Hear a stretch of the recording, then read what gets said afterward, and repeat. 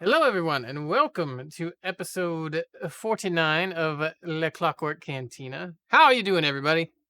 Hello, everybody. What's up? All right, I remembered to hit all the buttons. We're recording. We're on the screen because I see us, and we make a noise because the button's going up. Sweet. Uh, I don't. Every time now, since I've got the new PC, every time we start, I'm a little paranoid that I'm going to forget something or hit the wrong button. It's kind of silly to be like that. But guess what? We got now. We got our air horn back. Hey. And Yeah. and that was really fucking loud. So I That's might need to that's turn that fine, down a man. bit. It's all good. Welcome everybody to Clockwork Cantina episode 49. One more, man, and we're at the big 50. Yeah, dude. Next Uh week we'll be at the 50. Yeah, that's pretty nuts. yeah. Yeah, It's it exciting though, is. man. It's exciting. Absolutely, absolutely. It'll be good, man. It'll be good. It'll be fun. Yeah, well, it's hard to believe, really, that it started off with, "Hey, we should do a podcast because we just talk about shit." And here we are, almost 50 episodes later now. Yeah, Um, it's crazy, man. It's it's crazy. awesome, dude. It's awesome. Uh, Shit, man. Today's topic is we're gonna try something new where we're gonna dive into like a world. This particular world is one we're all familiar with, which is the Middle Earth from fucking Lord of the Rings and Hobbit and all that other All that's and good. All that all stuff. all that stuff, man. All that stuff. I imagine it won't be too much of a deep dive because there's just this is a world that has so much in it. Yeah, So yes, it's not yes, yes. it won't be a deep dive. We're just gonna talk about some things here and there, but Yeah, and it's it's something we it's new, right? Like, and we yeah, always like yeah. to try something kind of new things, and so if we run into hiccups or isn't like, we might stutter here and there and be like, because it's something we haven't done before, and we like to try new things and try new things, and everything will work out the way it should work out. Yeah. Yeah, So, yeah. uh, let's get started with what we've been up to this past week. Daniel, what have you been up to this Let's past do week, it. man? I've We been watch playing anything, playing I things? have What you got? not watched much of anything. Um I have been playing a lot of Fall Guys. A lot of Fall Yeah, Guys. A a lot of ton Fall of it. Guys. Been playing a lot of that. Play a little bit of Battlefront 2 as well. Play a little bit of Overwatch. Um There's been a lot of like a little bit of this, a little bit of that this week, yeah, right? Like we yeah, tried a yeah, lot yeah. of things. Like been playing a lot of Remnant as well because that game's pretty dang fun. And it's Uh free. yeah, Remnant from the Ashes, I believe is what it's called. Free on the Epic Game Store right now. I think still. I'm not sure. I'm not 100% positive, but you should just go check it out. Um, and then I tried out this other like weird game on stream the other day because it was gifted to me, and I was like, well, let's try this thing out. This is a game called Jazz Punk. It is the memeiest, weirdest fucking game I've played in a while, man. It's funny, but I was like, the fuck am I playing, dude? It was just one of those like just bizarre fucking games. But it was funny, I'll give it that. That's pretty much Okay, it though, man. Just a bunch of pretty much just a lot of Fall Guys, man. That's basically what it is. I got you. Yeah. I planned to stream this past week, and I ended up getting kind of sick. I don't know what's going on.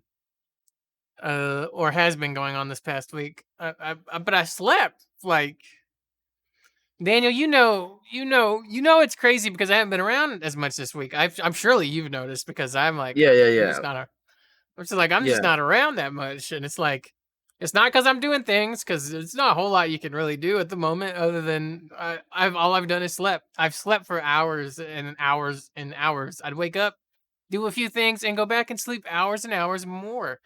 And I think I don't know if I fucked my system up doing the diet, which is completely possible if you're not dieting correctly. You can completely fuck your system in so many different ways, particularly with keto. You can fuck up your electrolytes, and that can make you feel sick, can make you have a hard time sleeping, or having a very easy time sleeping, like hard time waking up. I could have had the Rona. I don't know. I don't know how I got it, but it passed. It was in my mind. It's a possibility, but I don't think it was. Um, Yeah. Whatever it is, I'm kind of getting over it now.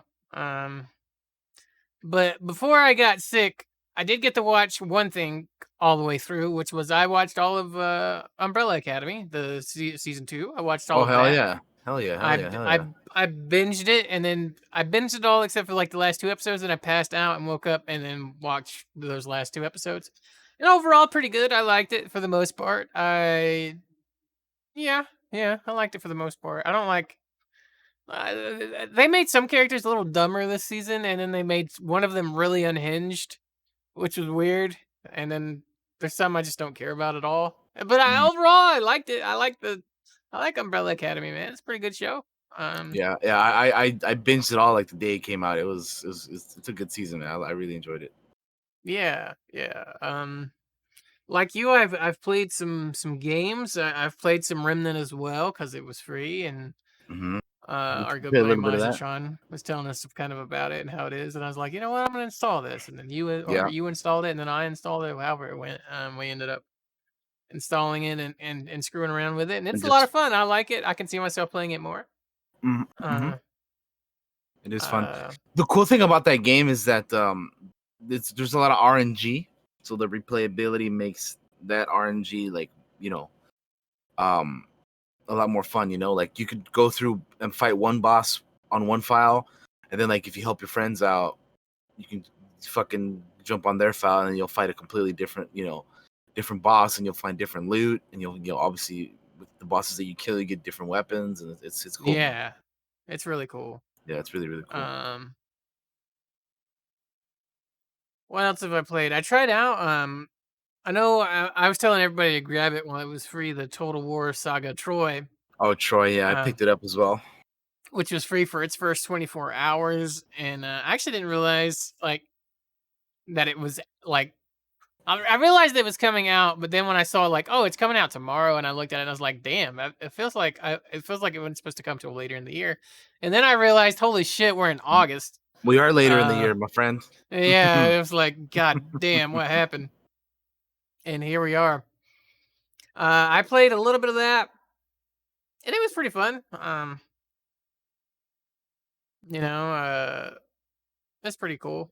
Uh, the because I have the new PC, I want to try everything now and just fucking run it at maximum capacity because I can.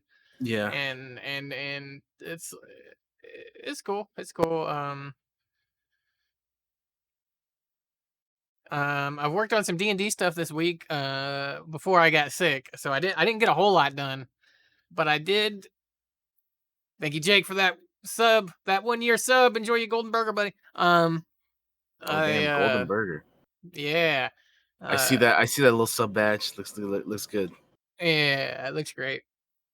For those of you on YouTube that can't see this, I have some awesome sub badges made by our good friend Disparity, of different burgers, and the 1 year one is the golden burger, which everybody needs a golden burger because it's the Burger Time Diner here at the Clockwork Cantina. No, but what was I talking about? I was talking about Total War Saga Troy. Um, Yeah, free for 24 hours. Not free anymore. So you yeah, missed it. free for 24 If you missed hours. it, tough shit. Should Yeah, have man. picked it up when it was free, man. Yeah. So you can't go wrong when it's free, because even if it's something bad, if it's bad, you just don't play it, right? Right. Uh, so I hope those of you out there grab that while you could. I've messed around with that a bit. I played a little bit of the Avengers beta Oh for the yeah. PC. I didn't Yeah, get to yeah, play a yeah. whole lot of it because I was, like I said, guys, a lot of my game playing this week has been I play for a few hours, then I turn really bad sick, and then have to like lay down and pass the fuck out for a few hours. So I don't know. It was weird. So I didn't get to do as much with it as I wanted to, but it's fine. I found it I found it enjoyable. Not kind of enjoyable. I enjoyed what I played of it. Um, even though like the main hero I wanted to play, Thor's not really in it other than like the opening little bit. Um, but I had a lot of fun playing Iron Man and screwing around, so it's a lot of fun. It's cool. I was working on D&D stuff. That's what I was talking about. I remember now. Yeah, yeah. You were talking Uh, about that. I have I started working on some things, some mapping things. Didn't get to do as much of it as I wanted to. But you know, we've made some more progress to Frozen Decimation making its return. It's coming. Can't wait. I'm excited. I love D&D, and I missed it this past little bit that we took a break. Um, but man, we played for like 2 years with no break. That's a long time. That's actually kind of nuts. Um, thank you, Val, for the host. Let's see. What else? Let me check my Voodoo. Have I watched anything? Any movies this week? I started watching Ratatouille, but I fell asleep, and it's not because I found the movie boring. It's because I was sick. Yeah, no, that's I was fair. actually while I was watching it, what little bit I saw of it, I was liking, and I was kind of bummed that I was like, oh fuck, I fell Yeah, dude. asleep in the middle of this. Yeah, you gotta save that one for when you can watch it, man, because It, it's yeah, I really do enjoy me some Ratatouille, man. As yeah, you all it, know from our previous episode, check it out if you haven't. yeah, yeah.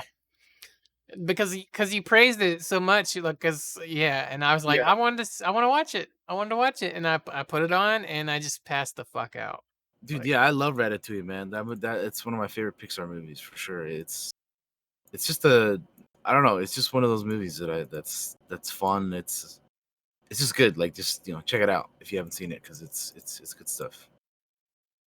yeah, um, So what I else besides Ratatouille? Did you I watch anything else? No, I don't think so. Umbrella Academy, Ratatouille, any other movies or shows? Trying to think. A lot of it has just been me turning things on and then falling asleep while they're on because I can't stay awake. Um, Gotcha. I did some grocery shopping and I got a fucking tomahawk steak, and let me tell you, that thing is truly a tomahawk. I could chop somebody up with it. It is massive. Yeah, Um, I cooked a ribeye the other day. That shit was good as hell, man. oh, earlier today I had some oven baked chicken. It was delicious.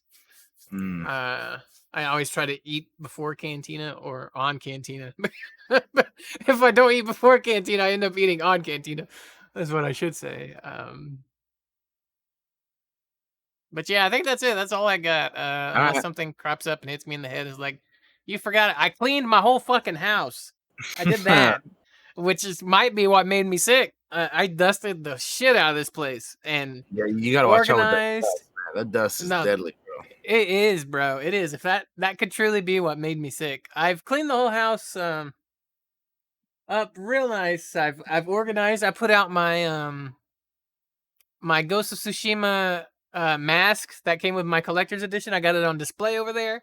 It's right Nice, next to my nice, nice. Joker's mask from Persona 5 that I got with the Royal from That's Persona cool. 5 Hell yeah, dude. Royal. That's pretty dope. I'll take a picture of it later. I've been meaning to take pictures of all this stuff, but you know Yeah, how it dude. Yeah, goes. yeah, yeah. Definitely, dude. Um, I've organized my bookshelf. At the very top, I have all my D&D stuff. I got fucking the Doom Hammer from fucking World of Warcraft sitting up there. I got all my Monopoly Star Wars. I got for Christmas is up there. Um, and Cal Kestis is sitting there, the Black Series, hanging Homie out, Cal. chilling. Yeah. Yep. Yep. Yep. Yep. Very Um, cool. Very cool. all that stuff is organized now. It was good, and you know what? It sucked. Obviously, cleaning's not fun, but man, once it was over, it was like, yeah, I Yeah, did that. it's Everything's yeah, organized now. Thank fuck.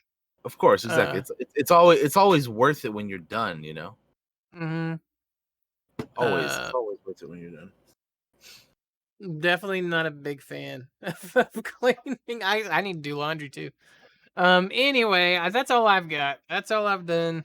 That's cool, man. We can move on to the news then. Let's hit that news, my All right, friend. man. It's time for the news. Let's go, everybody. All right. So as always, we do gaming news, then we move on to TV news, and then we do movie news. So those are the three main you know three main news cycles we go through, and of course we'll sprinkle in like a little other stuff in there from time to time that doesn't have to do with that stuff. But that's usually what we go through.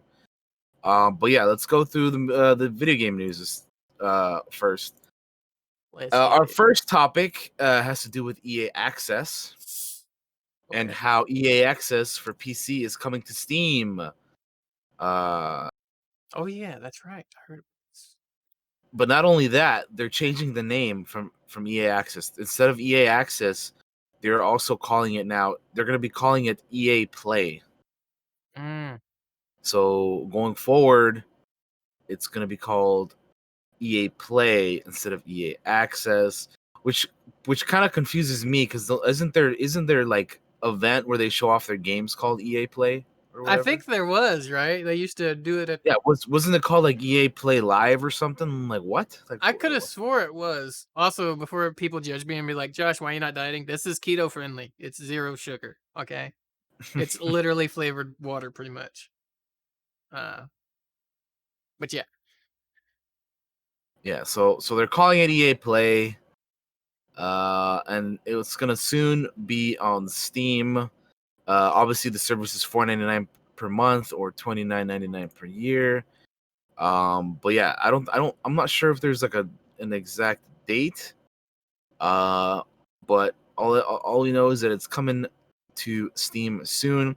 Which again, all the stuff that they're doing that EA is doing, from like putting their games back on Steam and now gonna be having EA Play on Steam and all this other stuff, like you'd think that like they're slowly but surely gonna be phasing out Origin, right? maybe. Like what's like what's the purpose? Like why are they finally listening to us that less launchers is better? Because I mean, if that's what's gonna happen, then I'm all for it, man. Like I'm just not about As long as I get to keep all my Sims and all my Sims expansion packs yeah, that I yeah, of bought. course. I mean, I ideally, I mean, we of course I want my games as well, but I mean, like, ideally, like for me, like if they let us like transfer our stuff over to Steam, that'd be cool, you know. Yeah, And then like we get to keep everything we have on Origin, and then we just transfer our stuff over to Steam, and we'll be good. Because yeah, I mean, I'll be honest, I don't really use Origin a whole lot anyway. I don't either really. I Only when used I it. like play The Sims or something like that. I only really used it recently for like Battlefront 2, but like that's pretty much it. I got the Use it Mass for Effects on I don't there. really use it for much else. Yeah, I mean, I have it for those whenever I play those, but I mean, there's just not a whole lot that I have it for. So I mean, and I've always been of the mindset of like less launchers the better, you know. Oh, absolutely, man. So I mean, hopefully, like this will start to head us towards that direction.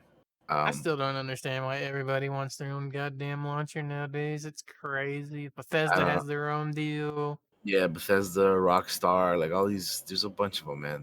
Uh, Dude, there's a lot. There's Steam, there's Origin, there's Uplay, there's BNet, there's Rockstar, Epic Games. There's so many, dude. Like, why? We don't need this many, man. I don't know. But anyway, we can move on from that. Next up, Amazon is renaming Twitch Prime to Prime Gaming. Hmm. If for those of you who are on Twitch a whole lot, you've probably already noticed this change because it already happened. But Twitch Prime is no more. They're calling it Prime Gaming to fit in better with the lineup of Amazon's other Prime services. Yeah, Uh, so that's pretty much all it was. It's just like a yeah. you Nothing's know really changed other than the yeah, name. yeah. Like you No, still no, no. get all your It's benefits and yeah, stuff everything is like still the that. same. It's just they have like Prime Music and Prime Video, so they're like, well, let's just call Twitch Prime Gaming. So make sure to hit me and Daniel with those Prime subs. Yeah, I mean, Cheap shit. plug. Yeah. I mean, we'll definitely appreciate those. Yeah, man. Hit it. Go. If you got a Prime Gaming that you have, and you're like, I don't know what to do with this. You can always come to our channels and throw them in the chat. I actually We'll rotate mine around, man. I throw mine. Who did I throw mine to? I think I threw mine to Hannah recently. I gave her my Prime, I think. Miss Nasty Stig. Yeah, I she's great. believe so. She's I awesome. try Yeah, I try to rotate it around among the friends. We got a large group of streamers that we hang out with and are good friends there with. is. Yeah, there is, and it's only getting Uh, bigger too. yeah, it is. It's kind of crazy actually. Uh, Yeah, so I try to rotate it around. You know, show some love to everybody. All of them are great. They're all great people. yeah, yeah. Um, But yeah, I mean that's basically all it is. It's just a name change to fit in better with the rest of their stuff. Um, it's just yeah, everything else is gonna stay the same. branding. Yeah, yeah, exactly. Just keep it in line with the rest of their branding. Mhm. Um, but just thought I'd bring that up since that was kind of a big change here for us, or not a big Yeah, change, but it was just a change for us on Twitch. So something that's important to us because yeah, we like Twitch and hang out and stream here and yeah. exactly, exactly. Uh, let's talk about Cyberpunk 2077. A little shift of Let's do topic it, here, eh?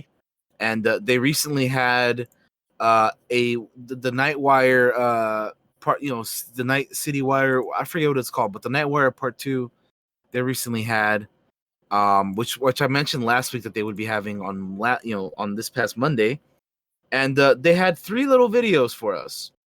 One of them was the Life Pass video, which I think Josh already has up there. I actually have up the whole thing and it's Oh, they've got it I broken up in here okay, actually, which cool. is Yeah, kind of well, nice. we can move on. We can if you go to the Life Pass because that's the one we're gonna be talking about here in a Yeah, little that's bit. what we're at. All right, so the Life Pass is what we're talking about, which is pretty cool. Obviously, we have three. You got the Nomads, the Street Kids, and the Corpo. So first of all, Josh, have you seen this video, the Life I Pass one? have. I've watched Okay, cool. this So, immediately. did you know which life path you were gonna go on before this, or did this video help you decide your decision, if I you had even no have a clue. decision? I had no clue on who I wanted to go with. And did this video help you decide who you wanted to It go with? I think it has. Yeah, I Okay, think okay, so. okay. Because I'll tell you that I was kind of the same. I didn't know what I wanted to do before, but this may help me decide what I want to do. And I can go first in revealing my answer because Okay, what you got? I'm probably gonna end up streaming this game, Mhm. and I'm gonna go with Street Kid. You're gonna go Street Kid? I'm gonna I'm go gonna go Street Corpo. Kid. Oh shit! I'm All gonna go right. Okay. Corpo. I Okay. thought Corpo looked really interesting. Yeah. Awesome. All right. Yeah. To me, Street Kid looked the most interesting, like the most fascinating. Like I like that's like in terms of like how how I think about what I want to do. So I'm Mhm. gonna go with Street Kid. Josh is gonna go with Corpo, and then of course Nomad. Nomad is intriguing because like you're not even inside the actual city. You're like outside of it in the outskirts and whatnot. Yeah. So that's very interesting. So I'm curious how that's gonna work and how like the story will take you from being an outsider to like into the city and all that stuff. So I think they all have like their little interesting little like tidbits of information here that like you could see how you know how I just think it's cool how different each of the stories are. Yeah. Like You meet no all matter these different characters yeah too. yeah no matter like which life path you go on, it's gonna be I think they're all gonna be pretty cool in some way or another. Um, so yeah, like obviously nomads outside of the city, street kids, you're in the city, but like if you're doing corpo, you're just gonna be like all up in the you know the whole corporate side of things with you. You're like inside the buildings, like who's the higher up, who's this and who's that, and what to do in this certain situations and whatnot. So I feel like yeah, I don't know. It's gonna be neat, man. It's gonna be really cool watching everybody's different playthroughs and like which life path they chose and whatnot. So it'll be this is probably gonna be one of those games that yeah, it'll be definitely fun to see what other people Yeah, I'm gonna play chose this to play through. multiple times. Like it's gonna be crazy. Yeah, yeah. Uh, For my first playthrough, definitely going Street Kid though. Go ahead. have you thought about I don't think we're gonna talk about it in this trailer, but have you thought about what kind of play style you're gonna do? Are you gonna be like a shooty or like a hacker Oh, or like a meleeer kind of person? Because I'll probably I lean melee. I'll be honest. I'll probably lean melee. I I can't resist it when there's a lot of cool weapons in the game. I can't not use them. You know what I mean? Yeah, I got you. They give you all these like later like once this is over, which it's about to be over here, we're gonna watch the Tools of Destruction one, which that Here one, we are. yeah, Tools of Destruction. So it's a nice little segue into that one because there's a lot of cool shit in this. Right. There's a lot of cool weapons. I feel like it would be kind of satisfying to be like the hacker, whatever playthrough person, Hmm. but I wouldn't be able to do it, man. I enjoy killing NPCs and fucking random characters too much, dude. I can't. Look I out, Ko! He's coming for you. Oh shit! No. I'm not gonna kill. I mean, if I don't have to, if I don't have to, I'm not gonna kill Jesse or Ko or any of these like cool people we know. You They're know. gonna drop legendary weapons, so you're gonna have to. No, I have I no clue. mean, That would I be will. funny though. Well, if that case, then I'm sorry, Ko. You're going down again. You're gonna die. Yeah. No. But I mean, look at all these cool weapons. There's like different categories. There's like tech weapons.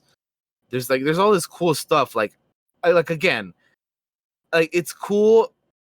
That's why I think this game is really cool because you can play any style that you want to. Hmm. Like I'm gonna go with the weapons route, obviously, because I just again, if they give you all these cool weapons, I can't not use them. You know what I mean?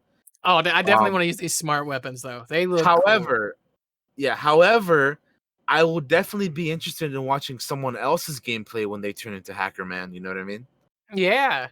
So I'll probably end up watching somebody else's playthrough as they be a hacker man or lady or whatever. Um, but yeah, no, these like all these weapons look cool, man. The smart weapons where you don't even have to aim at the person, you shoot off to the side and it like swerves and hits them somehow. And look at this katana, dude. I mean, that looks fucking Yeah. badass, dude. Yep. Yeah, I can see why Josh wants to go melee. Um, but yeah, I don't know. I really don't know. I like to do a mix of different things. I never really like to stick to just one thing. Like I like to do a little bit of everything. Like I'll like for the most part, I'm very like run and gun type of person, but I will like stealth from time to time, and I want you to know, go with the gorilla arms and just beat people to death with them. dude, you will fucking absolutely destroy people with those things, man. Fucking gorilla arms are nuts, man. It's cool. That shit's crazy.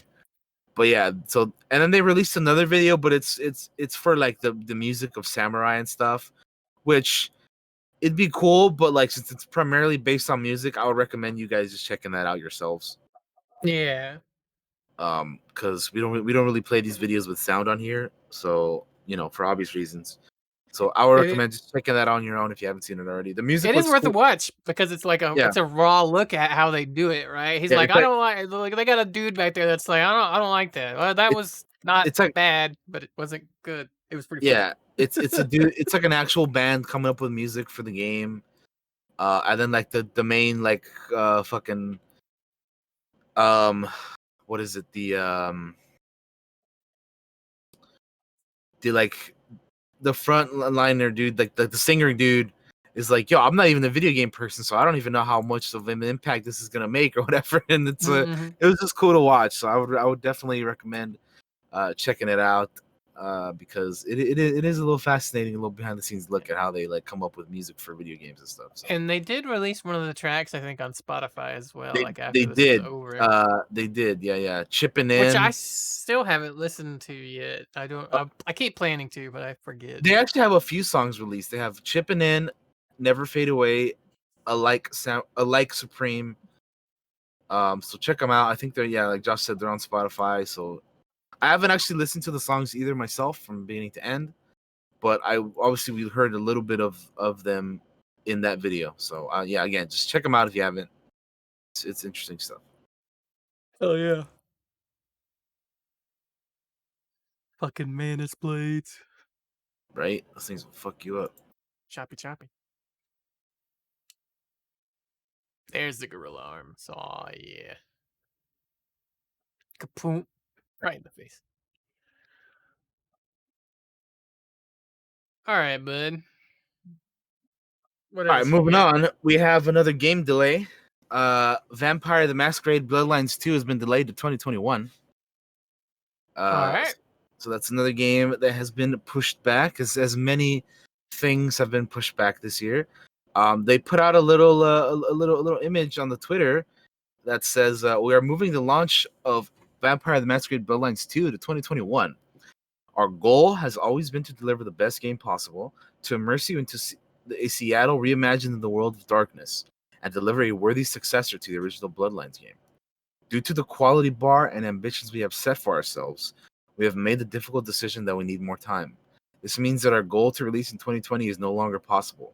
Moving launch is one of the changes we are making to ensure the best player experience possible. This is not a decision taken lightly, nor is it the first option we considered. We will share more information in the coming months on launch timing and other organizational changes that will help us achieve this goal. We understand that this will be disappointing to many of you, but we also appreciate how our ambition is echoed through many parts of the community. We hope you understand that, while difficult, this is the right call. We thank you for your patience while we continue to build Bloodlines 2. So that was a little message they put out for delaying the game. As I always say, Mhm. uh, a delayed game that turns out good is a far better thing to happen to to you than a rushed early pile of garbage. So Mhm. they take I would say take all the time they need, because as somebody who's never played the first Bloodlines game, because I never played it, but I was watching, like, with each trailer that they came out for this game, I got more and more interested for it. Like, I'm actually looking forward to this game, I think, because it, like, every like I said, each time they've released like new footage for it, like in terms of like trailers and stuff, I've been more and more excited from it. Like, it looks good. So I mean, I hope that they can, you know, that this delay means that they're actually gonna, like, pull it off and do what they want to do, because it looks, from what I've seen, it looks awesome. Yeah, yeah.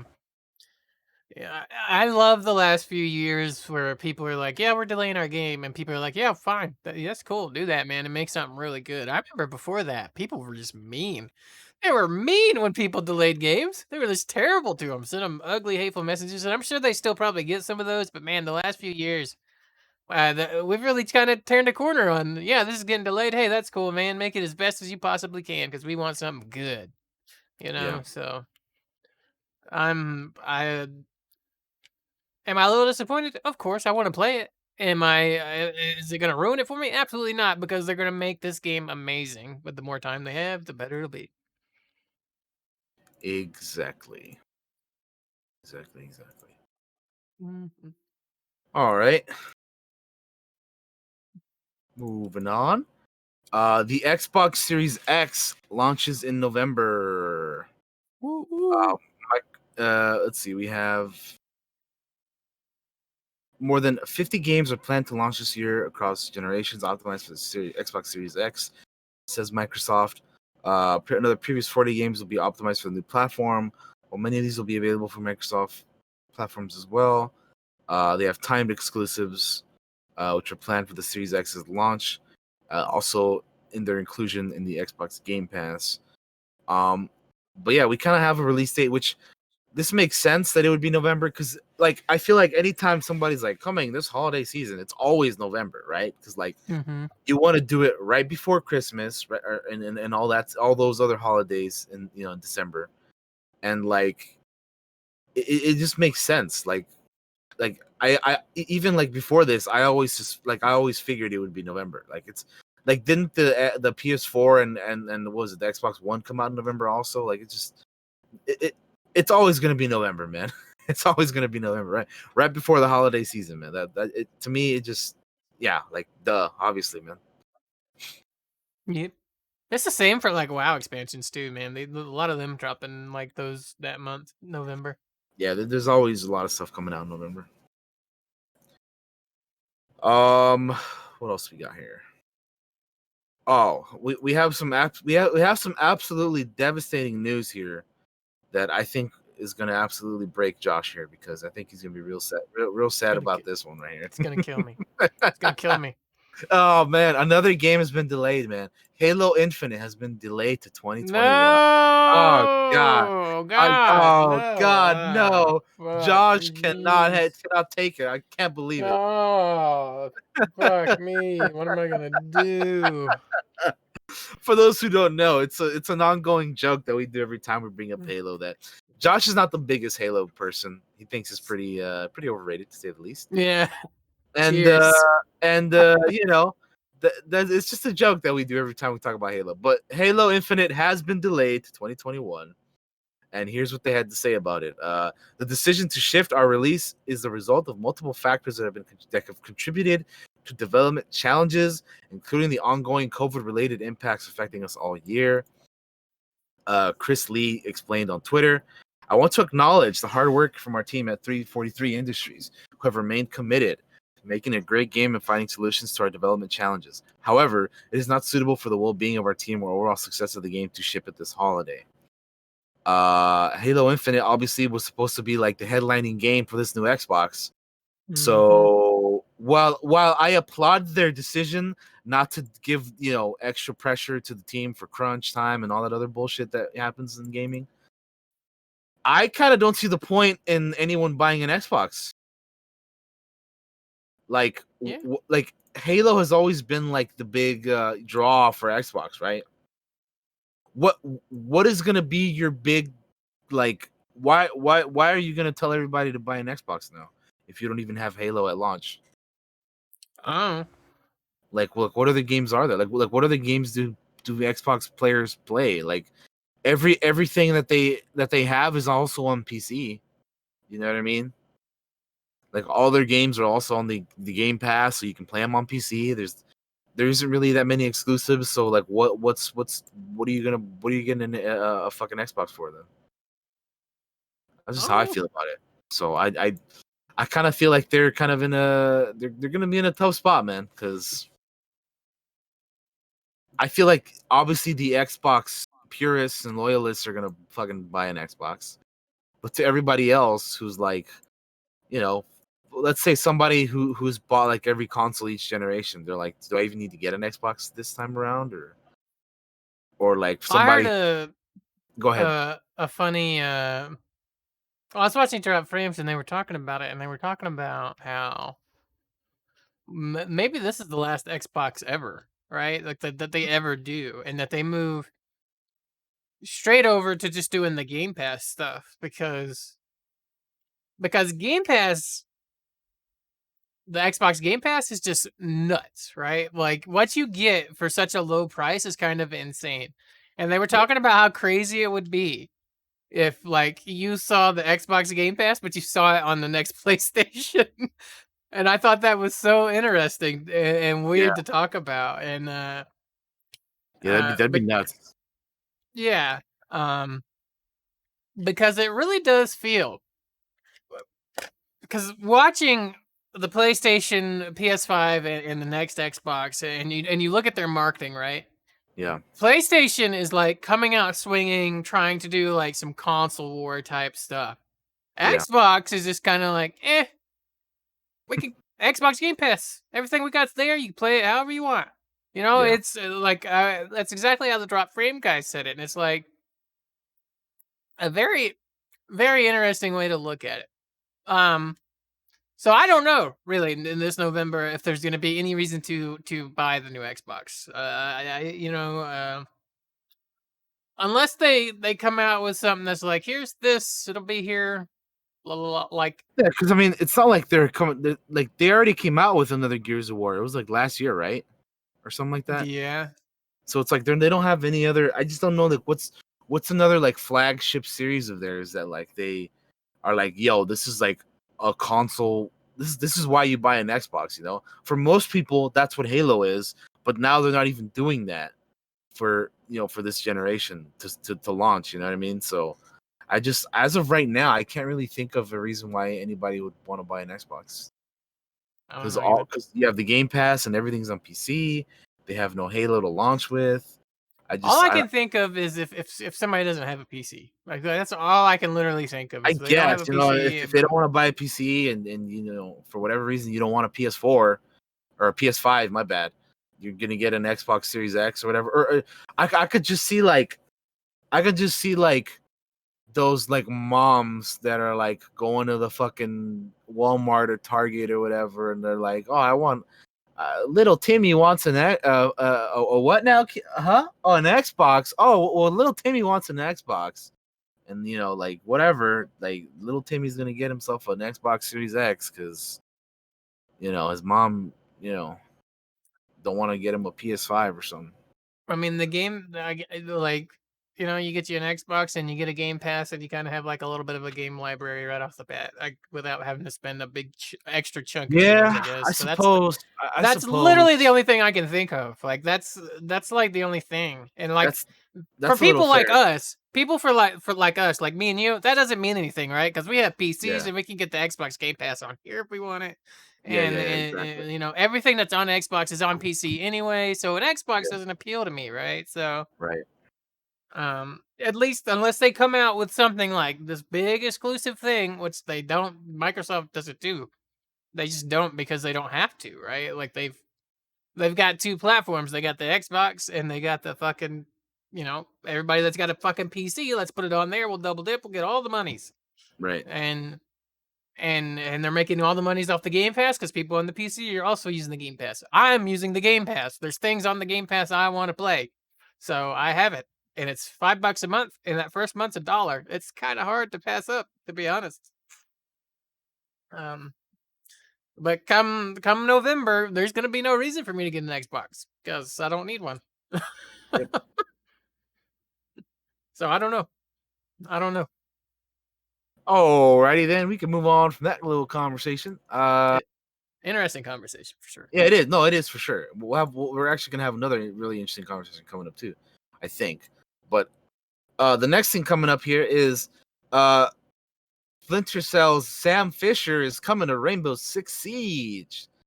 So they've been doing everything with Sam Fisher other than giving him another Splinter Cell game. God damn it, you beat me to the joke. I mean, it's true. They put him in that one, like, what is it, the mobile game that like they had like the. Why won't they give Sam his own game anymore? What the fuck's wrong with these people? I don't know. It's a good question, man.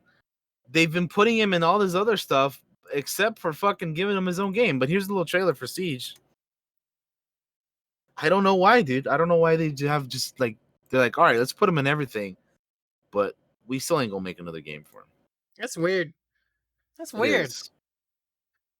Dude doesn't even look like the Sam Fisher I know, to be honest. He's an older dude. The looks of it, yeah. Yeah. Um, I'll be. It'll be interesting to see how he plays in this game because Siege is obviously is a a certain type of game. I imagine he's gonna be a stealthy dude, of course. He's gonna have like stealth like abilities or whatnot. But I don't know. I'll be curious to see how he plays. I honestly haven't played Siege in forever either, though. But I have it, but I'm not very good at it. I used to be pretty decent at it, but I just haven't played it. I just don't play it that much anymore, so I kind of fallen off of it, a little bit. But I still think it's cool that they're adding him to the game. I just yeah. The question of why they haven't given him his own game, like that's so bizarre, dude.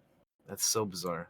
Especially because like early in the Splinter Cell days, that was like a console buying game. I felt like they pushed those Splinter Cell games. God, I almost said Siphon Filter, which is fucking PlayStation. Holy shit, that would have been bad. Um, uh, those Splinter Cell games, I remember them being everywhere for a long period of time, and then now they've gone dark. I guess just like the fucking what they're supposed to be. Oh So goodness. there were some YouTube comments saying, at this rate, Sam Fisher is going to be featured in every single Ubisoft game except for his own. So, and then somebody else said, Raving Rabbids versus Sam Fisher DLC. Anyone? He's gonna be in the So new Assassin's Creed too, man. He's gonna be there, I yeah, guarantee. he's gonna be in everything except for fucking another damn Splinter Cell, dude. But anyway, By the time they put him in his own game, he's gonna have a walker. He's gonna have built-in machine guns. He's gonna go rolling around in a wheelchair shooting rockets. He's gonna look like a Bond villain. fucking Grandpa Fisher over there. Oh my goodness, seriously. Anyway.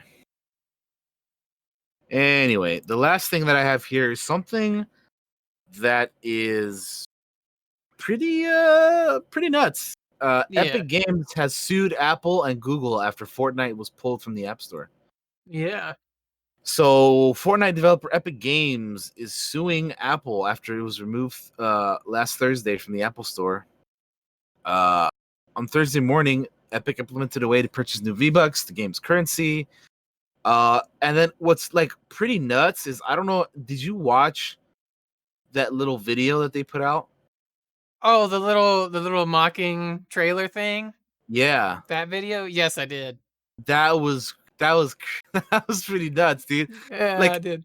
it's crazy like how soon they had it, and like I think it's pretty interesting how like people are saying this is like a whole publicity stunt. I don't think this is a publicity stunt, dude. Like they're fucking like they're fucking going to war over here, man. Like I think this has been a long time coming. yeah, It's gonna be interesting to see the outcome of these yeah, cases could fucking very well change quite a few yeah. things. That's why I thought it was important to bring up because like I'll be honest, I don't give a shit about Fortnite. I don't Like either. I could care less, but this whole thing, like Epic versus Google and Apple is gonna be uh it's gonna be interesting, man. Like I don't know, yeah, like Josh said, the events that unfold in this and like the outcome, like it'll be it's gonna be. I feel like it's gonna be like important to keep an eye on what goes on with this stuff because yeah, there could be some really I don't know. I mean, I don't know what could some shit could change from this. You know what I mean? So that's why it's pretty pretty important to keep an eye on it. But there's a little video if you want to put it up, Josh. It's called 1980 Fortnite. So it's basically a like a I don't want to. It's like a it's very similar to what Apple did in 1984 to fight IBM. Uh, so now Epic is doing the same thing to Apple, which it's like the good old quote from the Dark Knight, man. Hmm. You you either die a hero or live long enough to see yourself become the villain, right? Yeah, oh, that's And crazy. and there you go, man. Hashtag Hashtag free free Fortnite. Fortnite. Yeah, that's uh, that's gonna be nuts, man. So yeah, I mean, I don't. Again, I don't know, man. I don't know what's gonna result of this, but it's gonna be the outcome is definitely gonna change some stuff. I feel like yeah, yeah, it will. That's for sure. Uh, it's just crazy to me that like they like pretty much yeah. Another thing that goes to what you were saying because they have this video like ready to go is that I think it attributes to it adds into what you were saying, Josh, that they was a long time coming, man. oh Because yeah, they were ready to go. they're ready to go with that video, man. They just pulled it out of nowhere, dude. Like yeah. I mean, I don't know, man. It's gonna be nuts. It's gonna be Um, nuts. So on Reddit, by the way, somebody on here did a TLDR, and they looked through both of these cases that they have filed here, and Uh huh. they put it down into some nice little bullet points. And I'm just going to read a few of them here. Yeah, go for it. Um, what was it? They were 60 pages of relatively easy, boring but repetitive reading. Um, the person that marked these bullet points isn't a lawyer or anything, but here's what they put in here. They said both suits are being done with the help of two of the largest law firms in the United States. And Epic is clearly prepared to spend a lot of money on this, which they've got it. Um, both of the cases start with a short story about how the company started up as small underdogs with noble intents. Google's motto was "Don't be evil," and Apple's crusade against IBM's computer monopoly with the 1984 ad. Then Hmm. goes on to mention how both companies are now leaders in their industries. In the Apple case, Epic makes a clear case. Apple only allows users to purchase apps from their App Store and make in-app purchases with the app with Apple's payment processor. This harms the user but also the developer. Apple takes a 30% tax cut on both App Store purchases and any in-app purchases. Apple does not allow developers to distribute apps via any other platform than the App Store or use any other payment processor for in-app purchases than Apple's. In this way, Epic claims that Apple maintains a monopoly on the iOS device family. They compare that to how the Mac allows users and devs to distribute and download freely. Epic claims that the average fee for other payment platforms is 3%, 1/10 of Apple's tax. Back to Google. Epic claims that Google has been working for years to make Android more and more of a closed ecosystem. In their words, Google has eliminated competition in the distribution of Android apps using myriad contractual and technical barriers. It seems that Epic is a lot more vague with Google's case than with Apple's. Some Mhm. details come later on. It's a lot shorter on details of any kind. Note that Fortnite was initially not released on Apple via the Play Store. Epic moved it there later. On Android, you can actually download the app from other stores or directly from a website. In both cases, Epic calls Fortnite a global cultural phenomenon, which, even though I'm not a fan of it, I do kind of agree with because of It, how it's of popular. course, of course. I mean, you can't Um, deny that there's fucking. It was one of the most popular games of the past couple of years. I mean, come on now. and mentions its 350 million downloads. Epic mentions the antitrust suits that opened the Windows PC platform up for other developers. Epic compares that to how Android and iOS phones are now so essential to people's everyday lives, and that they, like the Windows PC, must allow competition on their platforms.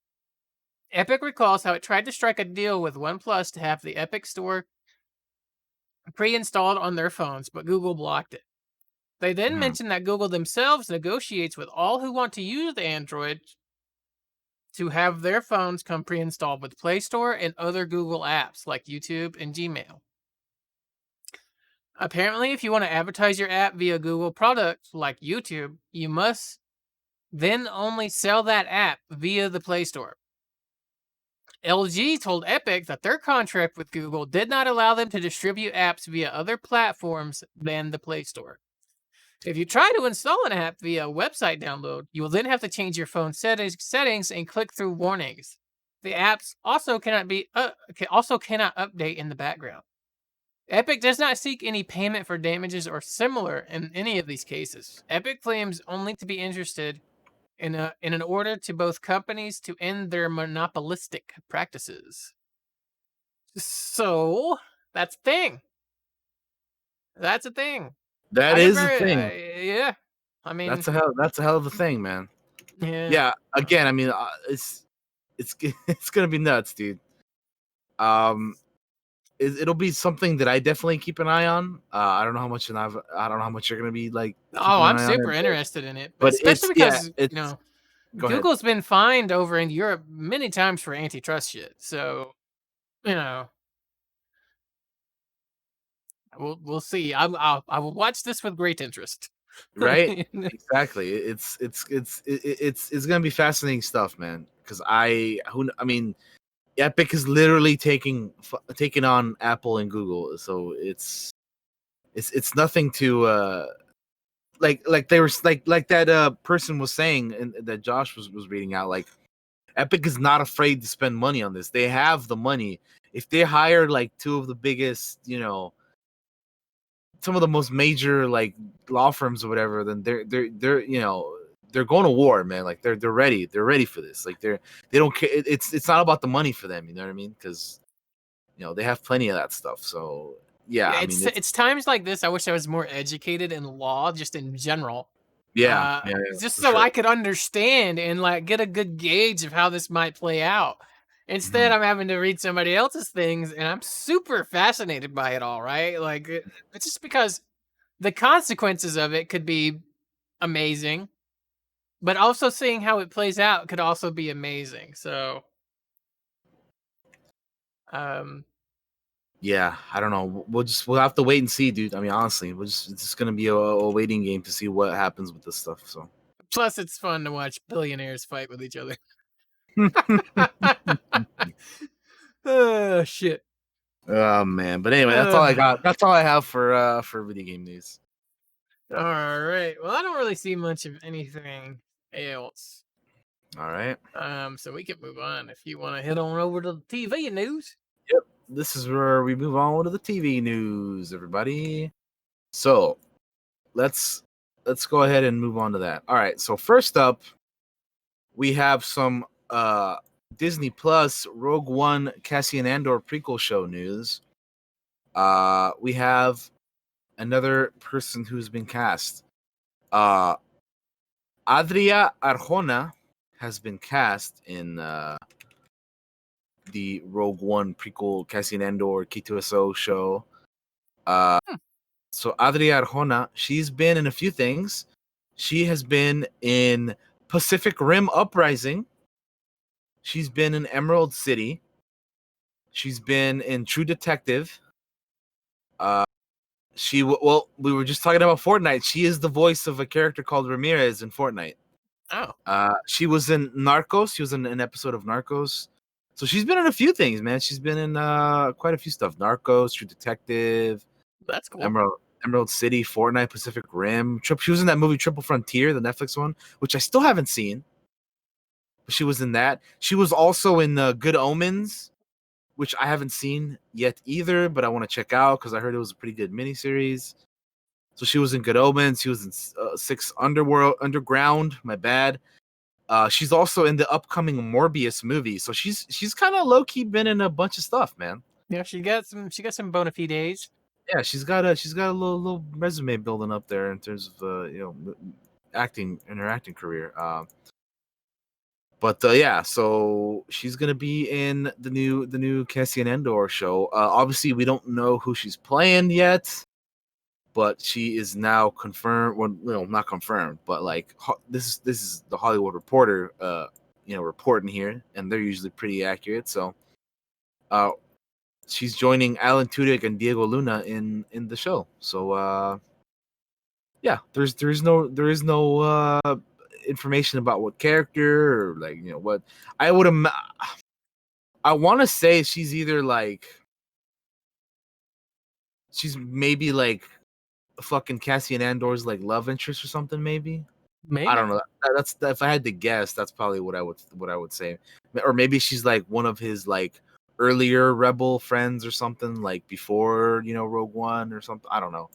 We'll have to wait and see, man. We'll have to wait and see, but I think it's cool that they cast another Latina lady onto into Star Wars and into the show cuz I mean, honestly it's just cool to get news in general about this show because Yeah. like we don't know shit about this really, man.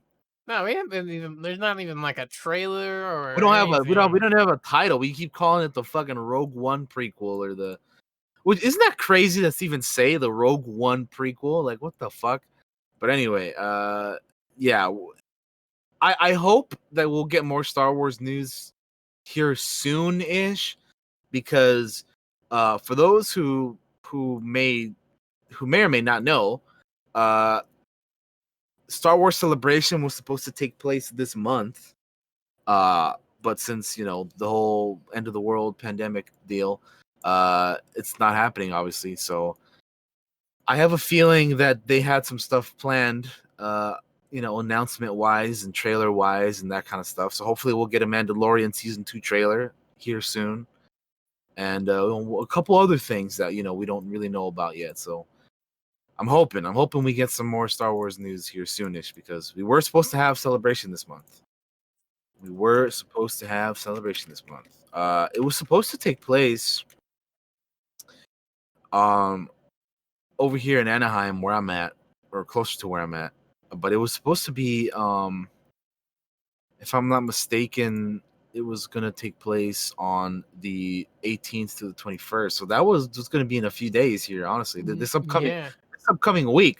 So hopefully this upcoming week or within the next two Next weeks. Cantina, man. You get Yeah, some. hopefully we'll yeah, honestly, hopefully next week on our 50th episode, we'll have some cool Oh, Star Wars wouldn't shit. that be fucking bomb? That'd That be would be awesome. legit, right? That'd be awesome. Yeah, anyway. So that's that. Yeah, anyway, hopefully we get some Star Wars news.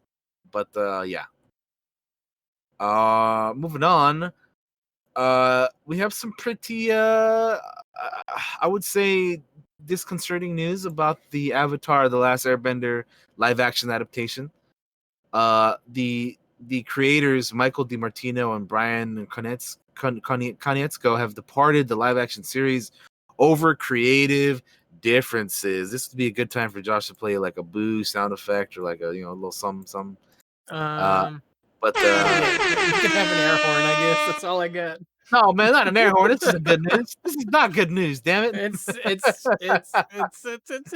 what I they're, have, man. they're I gotta leaving. use what I got. They're leaving the adaptation, man. the creators are leaving the live action adaptation. Yeah, this does not bode well for me. I'm not. Nah.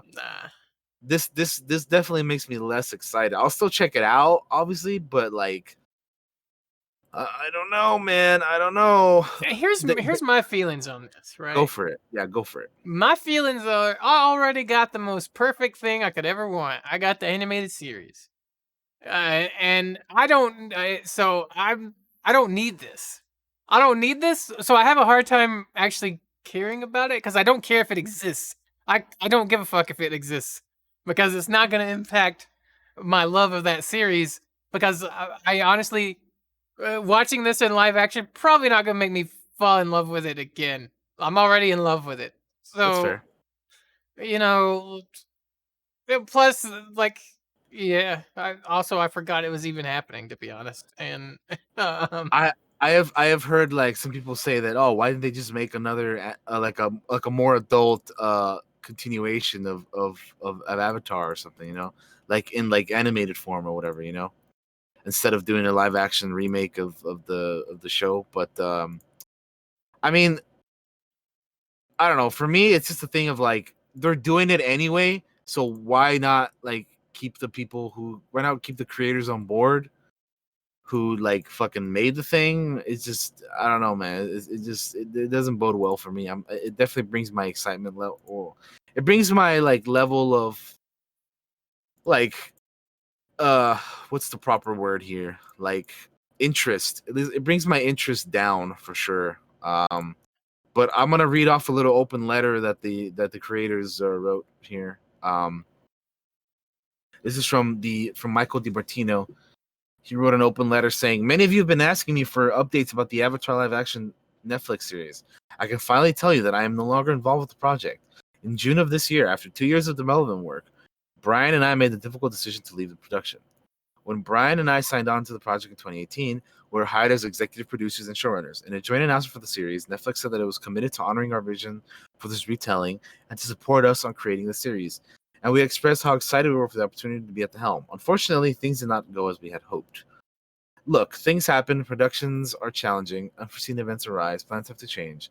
And when those things have happened at other points during my career, I try to be like an air nomad and adapt. I do my best to go with the flow and no matter what obstacles thrown my way.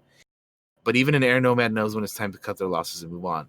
I tried to reevaluate what is truly important in my life and what I want to do with what's left of it. I took some advice from Uncle Iro. I looked inward and started asking myself the big question: who are you and what do you want to do?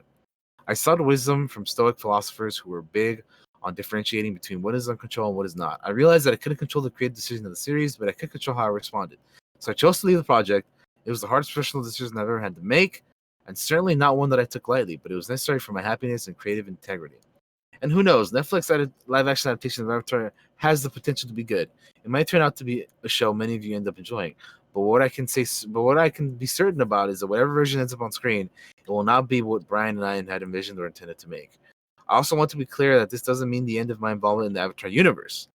These stories and characters are important to me, and the renewed interest and excitement in Avatar and Korra has been inspiring to see.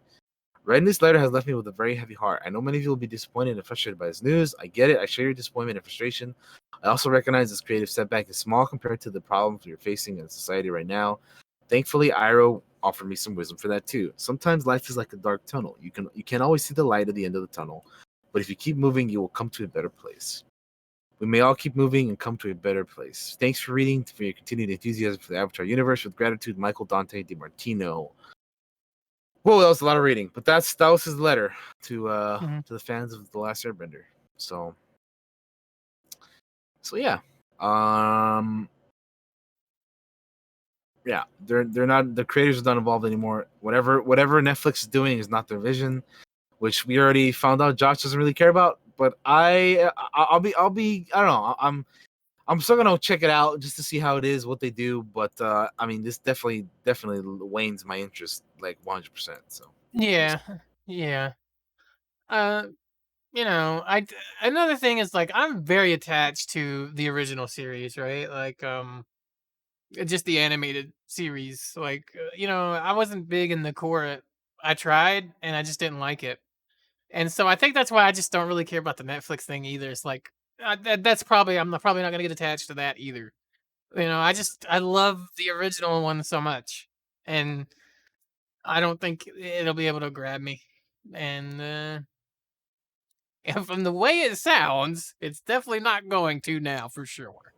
So, um, but Yeah, yeah, hey, you know, yeah. Well, anyway, moving on. I never wanted to be bad because I want people to be happy. So, Did you ever care about the Fresh Prince of Bel Air? it was a strange time where I wasn't watching a lot of TV, so I didn't watch it a lot. But I think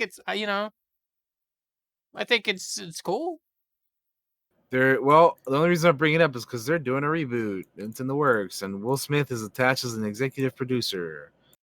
So the Fresh Prince of Bel Air is a reboot is in the works. They're just gonna call it, uh, or actually, hold on. It is based on Morgan Cooper's viral video that reimagined the NBC comedy series as a drama titled Bel Air. The trailer, which Cooper posted online last year, has racked up over 5 million views on YouTube alone. Uh, Cooper is attached to co-write and direct the project and also serve as a co-executive producer. Chris Collins will serve as the showrunner and executive producer in addition to co-writing the script with Cooper. And Smith will produce via Westbrook Studios along with a couple other people. The original Fresh Prince of Bel-Air ran from 1990 to 1996 for 6 seasons, just shy of 150 episodes. Uh, this was the show that made Will Smith Will Smith. Hmm. And got him in stuff like Independence Day and Men in Black and Bad Boys and all that other stuff he's been in. So yeah, I also never really watched this. I don't know. It was just one of those shows that like everybody watched, and I just never did for whatever reason. I don't even know why. I was just watching the other stuff. I think honestly, it's not that I like Yeah. never really. It's not that I like didn't like it or anything. I was just watching other stuff. Yeah, yeah, yeah. Well, this was in my I'm watching cartoons a lot phase, Yeah, yeah. right? For same here. Same here. Yeah, yeah. Like the show started in 1990, Yeah, right? 90 to So 90 to 96. So it was like I six was years. so young, and then like if I'd been like a few years older, maybe Yeah, I would have been into I it. I would say the same for me. Yeah, I'm pretty much all there with you 100% with that. But I was I was watching too Rugrats and too fucking busy watching, yeah, Doug. like fucking Angry Beavers and Yeah, Batman the animated series and fucking a bunch of other shit, yeah, yeah, yeah. But anyway, I, as a kid, I wasn't interested in live action shows. What are those? You know, yeah, bring on the Dragon Ball Z Kamehameha for like 6 episodes. yeah. Uh, Anyway, Star Wars, or there's gonna be, guess what? There's gonna be a new fucking Star Wars holiday special on Disney Plus. oh However, Jesus! the twist is that it's gonna be a Lego Star Wars holiday Oh, special. I thought you were gonna say the twist is it's gonna be good this time. No, I mean, fucking let's hope, dude. Let's hope. No, it's gonna be the Lego Star Wars holiday special. That's a It's good gonna step. be it's gonna be streaming on Disney Plus on November 17th, and it's set after the events of the Rise of Skywalker. The special continues the partnership between Lucasfilm and Lego. It's a 45-minute special that will follow. Oh well, here we go. That will follow Rey on her investigation of the Force, launches her and BB-8 across the history of the Skywalker saga, as Finn, Poe, Rose, and Chewie prepare for the Star Wars holiday Life Day on Chewie's home planet of Kashyyyk. So there you go. We have a little bit of what's going on here. I mean, listen, this can't be worse than the original holiday special, Eh, So even if you don't really care about Lego, like this can't be worse than the other one. yeah, At it least I can't think can't so. can't be much worse than those movies either. I mean, hey, dude, yeah, We're not. We're no. We're just gonna that move that right on past that. that's That's for another episode. that's another episode of this podcast that we will do eventually. Because trust me, we've been teasing that forever. We need to like actually figure out what we're gonna do that because Yeah. I definitely have a lot to say on that one. Mhm. But anyway, yeah, so I think that's pretty cool. And then here's something that's not so much a news story, but I thought it was kind of funny that Nikolai Coster-Waldau. For those of you who don't know what I just said, Nikolai Coster-Waldau is an actor. He's a human being. He's an actor who portrayed Jaime Lannister in the Game of Thrones HBO series. And again, this is not so much a news story, but I thought it was funny because Nikolai Coster-Waldau almost donated to the petition for the new Game of Thrones finale. I just thought it was fucking hilarious. I just wanted to bring it up because I thought that was funny. They were like interviewing him for something, and and then this is what they asked him: were you surprised that some Game of Thrones fans wanted a more dramatic death for Jaime? He said, "I didn't follow it at all. Obviously, I heard about it. I was aware of the petition for a new ending, which I thought was hilarious. I almost wanted to donate in the petition." HBO saying, "You're right. So many people want it. We're gonna do it." I think everyone had their own opinion. I find the world of fandom really interesting. Everyone wanted to be something specific and different from what they got, and it's a combination of you imagine an ending, but also if you're a hardcore fan, it was really upsetting that it ended. You live with this for 8 seasons. There's still a massive community dedicated to Game of Thrones. I think there was a real fear that it was going to go away. It had to end. And then they asked him, if you had to redo the ending, what would you do differently? And then he says, "Oh, how did it end?" He was, "Oh no, it's fine. It's great. It was fine. How do you end that story? Let's talk about this in 10 years. Then you can talk to me. Then you can talk about it. But now I think it's a little too recent." Which I think that alone is very, very revealing Mhm. because he's like, "Yo, this thing just ended. Give me like 10 years and then I'll tell you this shit sucked." Like I feel like that's how a lot of the actors feel about this, honestly. Personally. Yeah. Cuz like I remember watching interviews of like pre-season 8 interviews when they were like interviewing like Emilia Clarke, and I forget the name of the actress for Missandei and Grey Worm, but they were like on like a they were being interviewed by like Entertainment Weekly or like or was it or Entertainment Tonight or something, and like they were like, "Oh, how does your character, something your characters go through season 8?" And then like Emilia Clarke just has like this nervous laugh, and like fucking what's her name, the actress from Missandei, kind of has like a face like I don't even make it, I die this season, it's like it's just so funny watching them get interviewed with knowing like this season sucks, man. So dude, honestly, 10 years from now, I will be like very like, it's gonna be interesting seeing like some of the stories from Game of Thrones, man. Yeah. But I just want to bring this up because I thought it was funny. It's not a news story or anything. I was like, it's fucking cool Nah, to it's throw this it's up. funny. No, I'm glad it's there. I'm glad you did. Yeah. But that's anyway. That's it for TV news. We can move on to movie news if you don't have anything else. Yeah, I don't really see anything. Let's hit it. All right, movie news. So we have a director for Tron 3. Oh, Uh, Director Garth Davis is going to direct Jared Leto's Tron movie. So Garth Davis is somebody that I don't really recognize a whole lot, but he directed this movie called Lion, um, which I believe is the movie with Dev Patel. Who else was in this? no, it was nominated for Best Picture. Well, that's that's something then, right? Yeah. A He doesn't have 5-year-old. much of anything else, though, which is what's There's a little. There's a little synopsis. A 5-year-old Indian boy is adopted by an Australian couple after getting lost hundreds of kilometers from home. 25 years later, he sets out to find his lost family. Um. Okay. I actually think I've seen parts of that movie. I don't think I've seen the whole thing, but I've seen like parts of it, I think. Anyway. Nicole Kidman. Uh. Yeah, Nicole Kidman's in it. So Garth Davis, yeah, he's gonna be directing Tron 3. Which you guys know how excited I am for another Tron movie. I really want another Tron movie. We kind of talked about it before, but like, I don't. I kind of want them to bring back the old cast from Tron Legacy into this new movie. Yep. Um, but I don't know. We'll have to wait and see, man. I hope they do. I hope they do somehow because I really like those characters. Can we also write out Jared Leto, please? Because I don't like him. Yeah, well, I don't think that's happening because he's like the main dude now this time That's around. some shit. I don't like that at all. I hate that actually. I'll just be honest. I don't like that he's the main guy. Make him a bad guy. Can we kill him, please?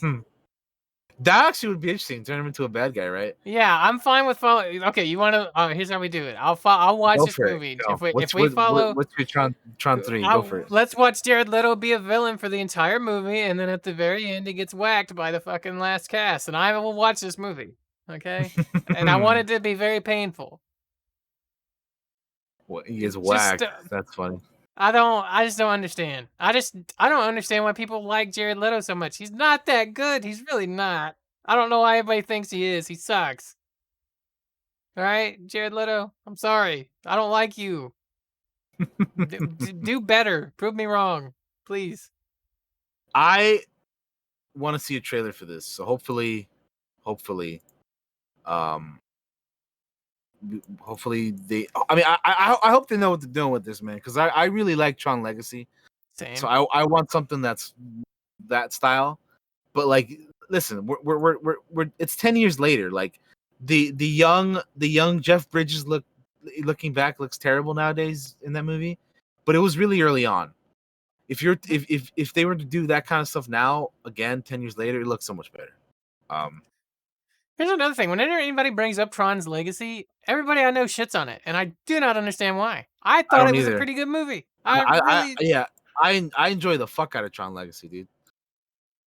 I don't get it either. The soundtrack is amazing. The visuals are fucking the business. It's awesome, man. But anyway, that's a whole nother thing. We can move on. We have the voice cast for the 1970s Batman movie. Which, if you don't know anything about this, just look at the screenshot, Josh. Tell me what you think of that. Oh Lord. Look at that, right? That's so cool, right? This is a 1970s Batman movie. It's called Souls of the Dragon, and they will voice the cast is David Guintoli, Mark Dacascos, Kelly Hu, and Michael Jai White, and James Hong. The Well, Dark Knight is headed to the 1970s for his latest animated adventure, the upcoming Batman: Soul of the Dragon.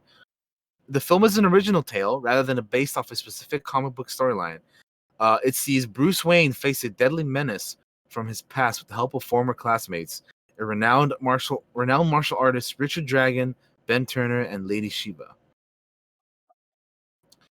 So, yeah, I mean, sounds pretty cool, dude. Sounds pretty dope to me. So, I'm in for original stories, man. We don't have yeah, to adapt everything in the entire fucking world. I agree. Make some of your own shit. Be original.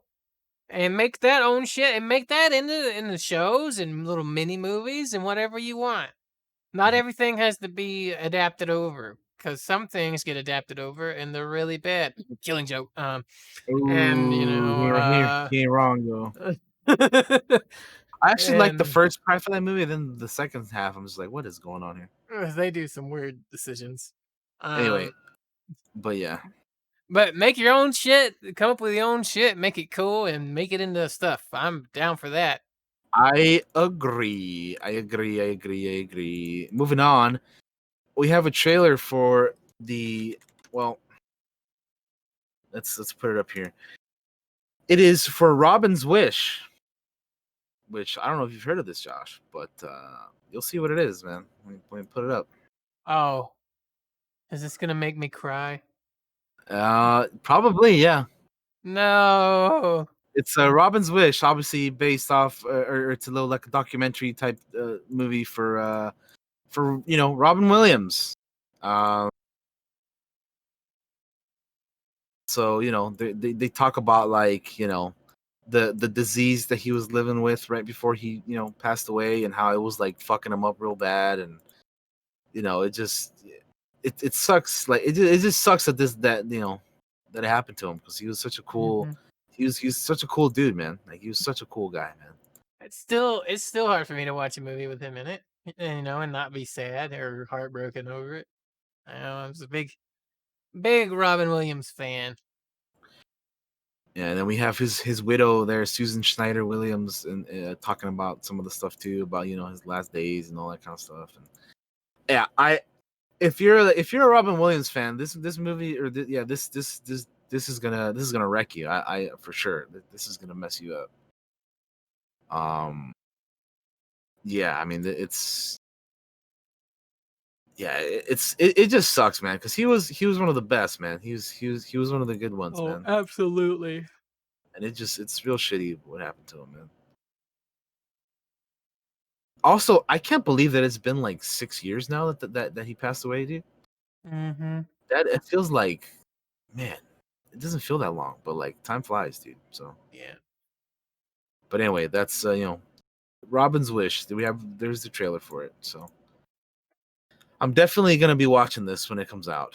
Oh, yep, I'll have a tissue in hand, brother.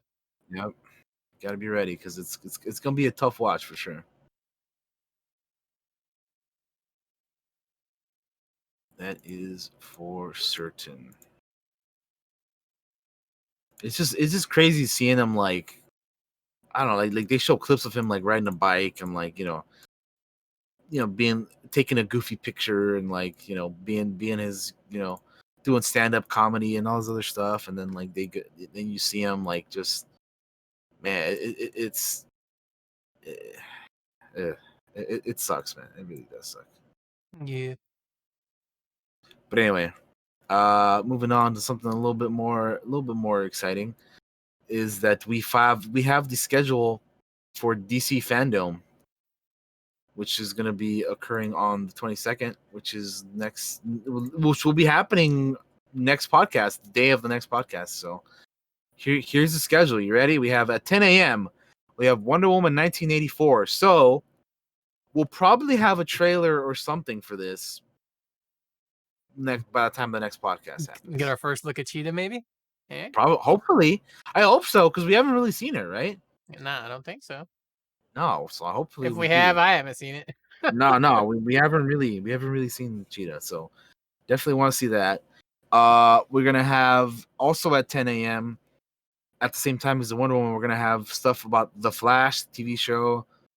Um, they're gonna be talking about season 6 and they're gonna have an exclusive trailer for season 7 and all that stuff. They're gonna have an exclusive black and white noir episode called Kiss Kiss Breach Breach. Uh, what else we have?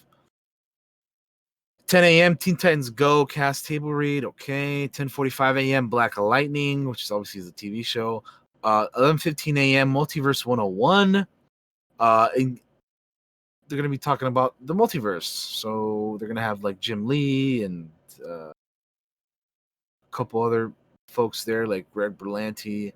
11:30 a.m. Pennyworth, which is I think the Alfred show, right? Which I Yeah. forgot that he even had a show, to be honest. I did too, because I haven't heard anything about it. Same. Uh, but it's the 1960s London Pennyworth show. 11:45 a.m. Here's this was interesting. Introducing Flash. The 101 style conversation. The Flash filmmakers Andy Muschietti and Barbara Muschietti, Ezra Miller, and screenwriter Christina Hodson will give fans a speedy rundown on the first ever Flash feature film. So they're going to talk a little bit about the Flash movie, which we haven't had a whole lot of. All we know about that is that they've had like a million directors, the million director changes, and like Ezra Miller was working on a script, and like there's a lot of stuff happening there. 12 p.m. right as we start the podcast, we're gonna have fucking the Suicide Squad, which James Gunn is gonna take on fan questions, and then I'm sure they'll have like maybe a trailer or something. We'll see. I don't know. 12 p.m. also at the same time, DC's Legends of Tomorrow. So they'll have stuff about that show, Q&As, and maybe a trailer and all that other stuff. 12:45 p.m. Boss females of color within the DC universe. So they'll have like actresses from all the TV shows and movies and stuff. The ladies that were in those movies and shows have be on a panel and talk about stuff. So that's pretty cool. Yeah. Doom Patrol, let 1:15 p.m. They're gonna have the Doom Patrol panel. 1:45 p.m. The Joker, put on a happy face. Uh, Featuring interviews with filmmakers and industry legends. Discover the origins and the evolution of the Joker, and learn why the Clown Prince of Crime is universally hailed as the greatest comic book supervillain of all time. 2:35 p.m. Superman and Lois. They're gonna be talking about the new show because the CW is making the Superman and Lois TV show. That's right. I forgot about that. So they're gonna be talking about that. Mhm. Uh, 2:45, the Snyder cut of Justice League. That's interesting. Zack Snyder is gonna have is gonna answer questions, and he's gonna have surprise guests as he talks about his cut of the movie. That I'll be intrigued about. Oh, Yeah. here we go. 3 p.m. Black Adam, star of the first ever Black Adam feature, Dwayne Johnson, sets the stage for the story and the tone of the new movie with a fans first Q&A and a few surprises. Can you smell what the Rock What the is Black cooking? Adam is cooking. Yeah. Yeah, exactly. So finally, we're gonna have something about Black Adam. That'll be interesting. Yeah, it's been a while, hasn't it? Yeah, of course. 3:30 p.m. CNN heroes, real life heroes in the age of coronavirus. Uh, so they're gonna talk about the COVID and people who have been like the front running heroes of that in real life. 4 p.m. It says TBA panel. What? Hall of Heroes. So they don't even know what the hell they're doing at 4 p.m. Okay, great. Or we don't know what they're doing at 4 p.m. Also at 4 p.m. though, Aquaman. Aquaman director James Wan and King Orm himself, Patrick Wilson, take a deep dive into the world of Atlantis that Wan created, revealing their favorite behind-the-scenes moments from the largest DC movie ever. 4:15 p.m. Ask Harley Quinn. She'll go head to toe with Batman and the Justice League and taking down the Joker and the toughest villains of the Gotham City. But at DC fandom, Harley Quinn faces her toughest challenge yet, answering questions from DC's biggest fans and her own. Oh, so this is for the Harley Quinn animated show, which to be Gotcha. honest, I haven't seen, but I hear I haven't really either. good things about it. I hear really good things about it. That's cool. So I want to check it out because I've been meaning to. I just haven't had the chance yet. I definitely want to watch that though. What else we have here? We have. I'm gonna skip through some of these because they're just like there's a lot more that I need to read off. So 4:15 Tomorrow Superheroes with Jim Lee, brought to you by Gold House. 4:15 Wonder Woman 80th celebration. 80 years of Wonder Woman. That's crazy. 4:15 Superman Man of Tomorrow world premiere. What is this? Superman World of Tomorrow. I don't know this show. What this is? This is like an animated movie or what the hell is this? I don't know, but they're doing a world premiere of that. It is. It's an animated movie. Okay, cool. So they're gonna be premiering the Superman Man of Tomorrow, which has a pretty interesting cast by the looks of it. Darren Criss, Zachary Quinto, Alexandra Daddario, Brett Dalton. Cool. Shazam, 4:30 p.m. 5 p.m. Lucifer, 5:30 p.m. Titans. Oh, here we go. 5:30 p.m. This will be after podcast is over, but I mean, we can talk about it the week after that. They're gonna have the Batman. So maybe they'll have a trailer, maybe or something for this movie. Maybe. Because it says the Batman filmmaker Matt Reeves joins host and professed fangirl Aisha Tyler, my bad, for a discussion of the upcoming film with a surprise or two for the fans. So that'll be interesting. 5:45 p.m. Superman Man of Tomorrow panel. Another one. DC Stargirl at 6:45 p.m. 7 p.m. Creating Heroes. 7:30 p.m. Batwoman, and 8:15 Harley Quinn. So that's the schedule for DC's fandom. There's some really interesting stuff in there for me, like the Snyder Cut and the Batman and Flash and Black Adam, that kind of stuff. More of the movies, I think, for me is the more interesting stuff. The same. As opposed to the TV shows, because I'll be honest, I think I'm gonna probably stop. I've been thinking about this for a while. I'm probably gonna give up on the TV shows, the CW verse stuff, because You can let them fade away. I think I might, because there's just like I just don't really. It's a lot to keep up with, and Yeah. they're adding more on top of that. And while I have been watching a lot of the stuff nowadays, like I still haven't even finished the last season of the stuff that I've been watching, you know?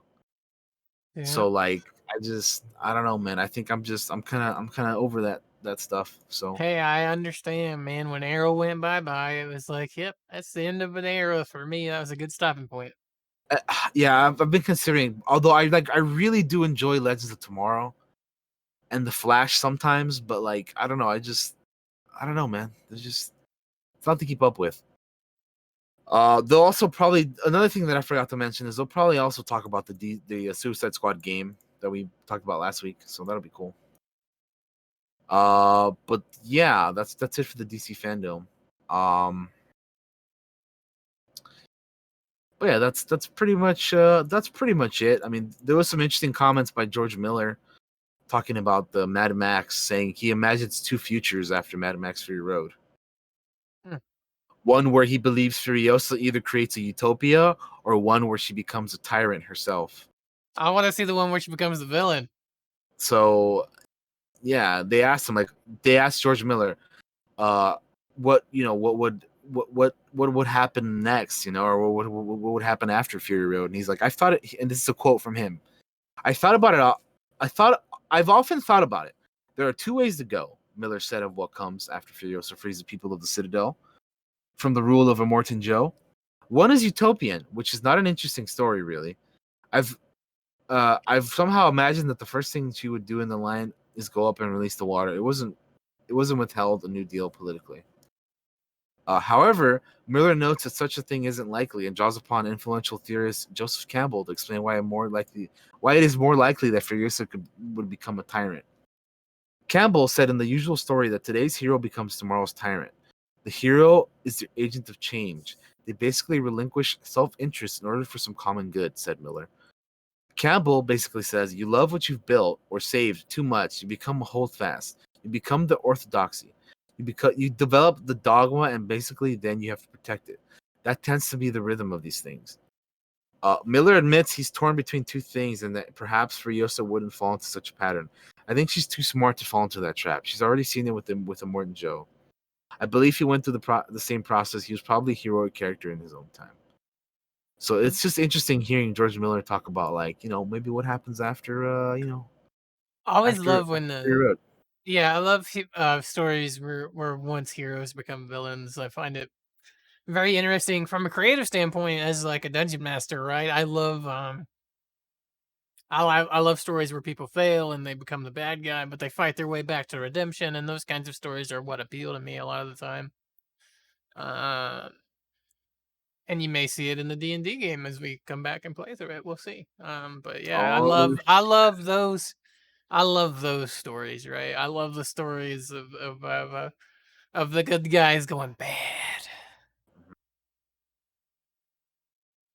yeah. Well, that's all I got Um, for the movie news, though.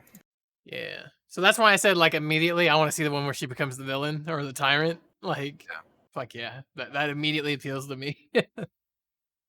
yeah. That's it for the movie news, you say? That's it. Yeah, we're done with the news, man. Unless you got something else, we can move on to the main topic, my friend. It don't look like I got a damn thing here, son. All righty then, my friend. We can move. Go ahead and move on right now. All right, let's hit it. We're gonna move into our main topic here, folks, which is the world Middle of Earth. Middle Earth. Brr, brr, brr, brr, Yes. brr. Now I can hit it. Hold up. There it is.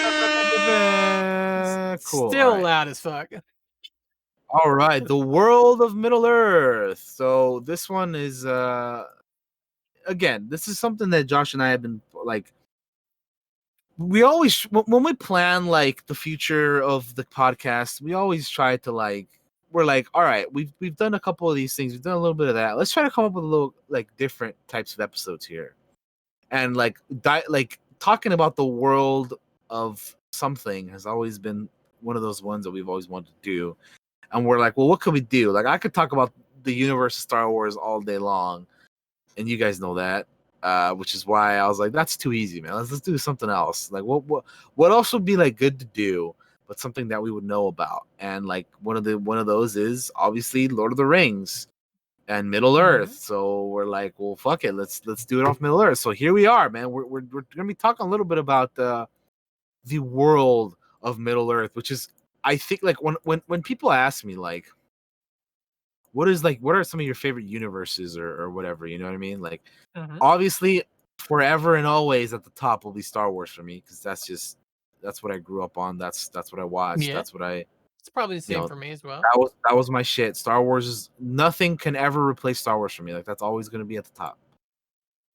Um, so that's my number one. But like Middle Earth is like below that somewhere.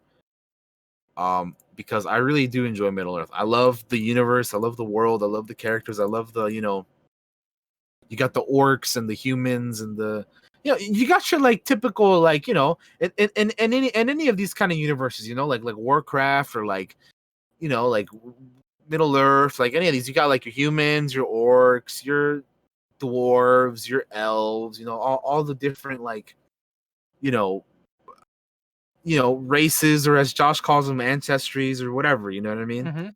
Like Mm. whatever, like you have all that stuff.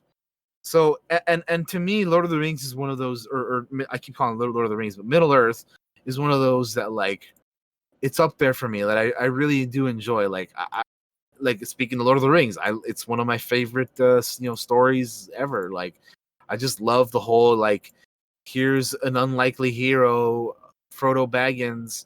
He's the one that proved to be the dude to deliver this fucking ring all the way to the fucking volcano and destroy the damn ring, destroy the thing. Obviously, Mhm. he didn't do it all alone. He had a fellowship with him. He had a friend. He had, like if we're talking like the movies specifically, because I'll be honest, I haven't read the books. I'm the I, same. I haven't read the books. I'll be honest here. You guys know by now. I'm not a big reader. Like I've read things in my time, but I'm just not. I don't know, for whatever reason, I'm not a big reader. But anyway, if we're talking the movies, Frodo could not have done what he did without the truest homie of all time, Samwise Gamgee, dude. Without Sam, he wouldn't have made it, dude.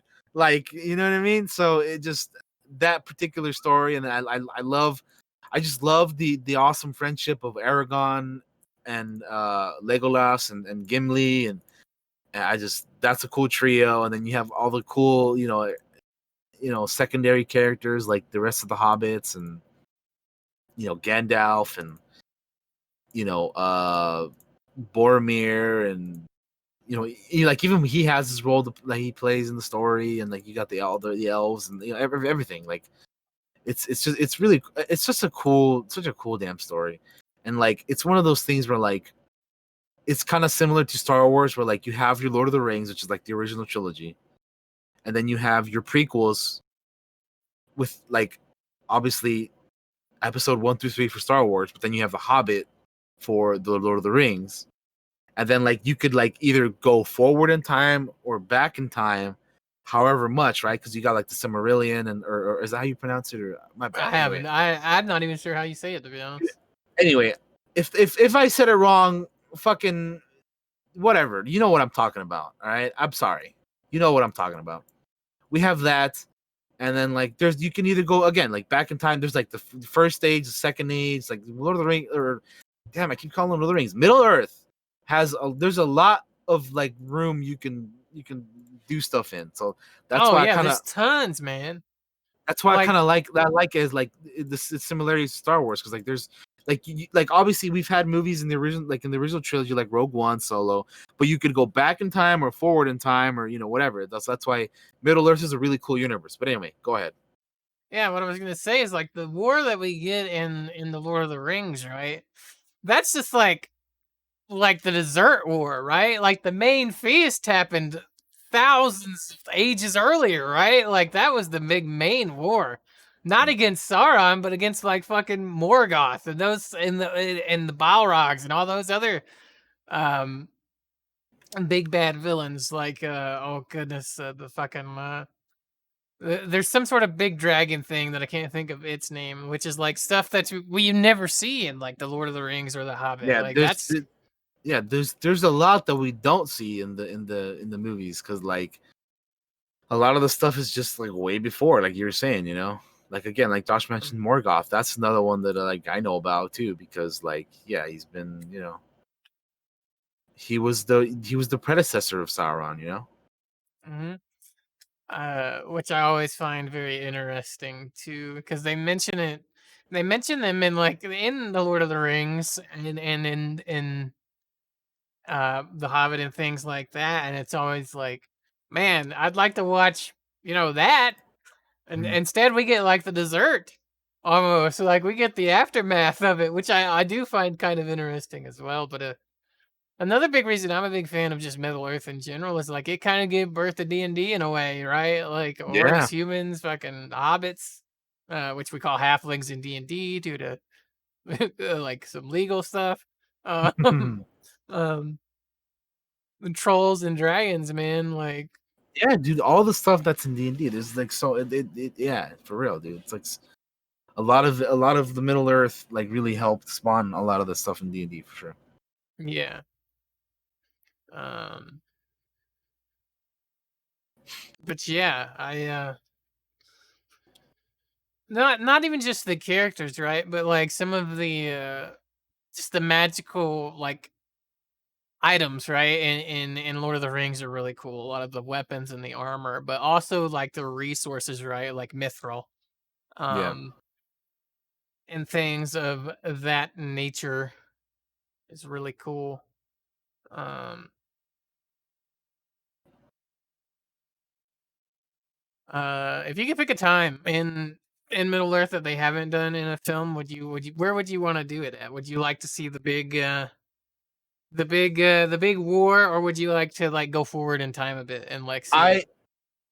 I I, I'm kind of like I feel about this way. Here's another similarity that I have to this with Star Wars. Take me back to the old Republic in Star Wars, right?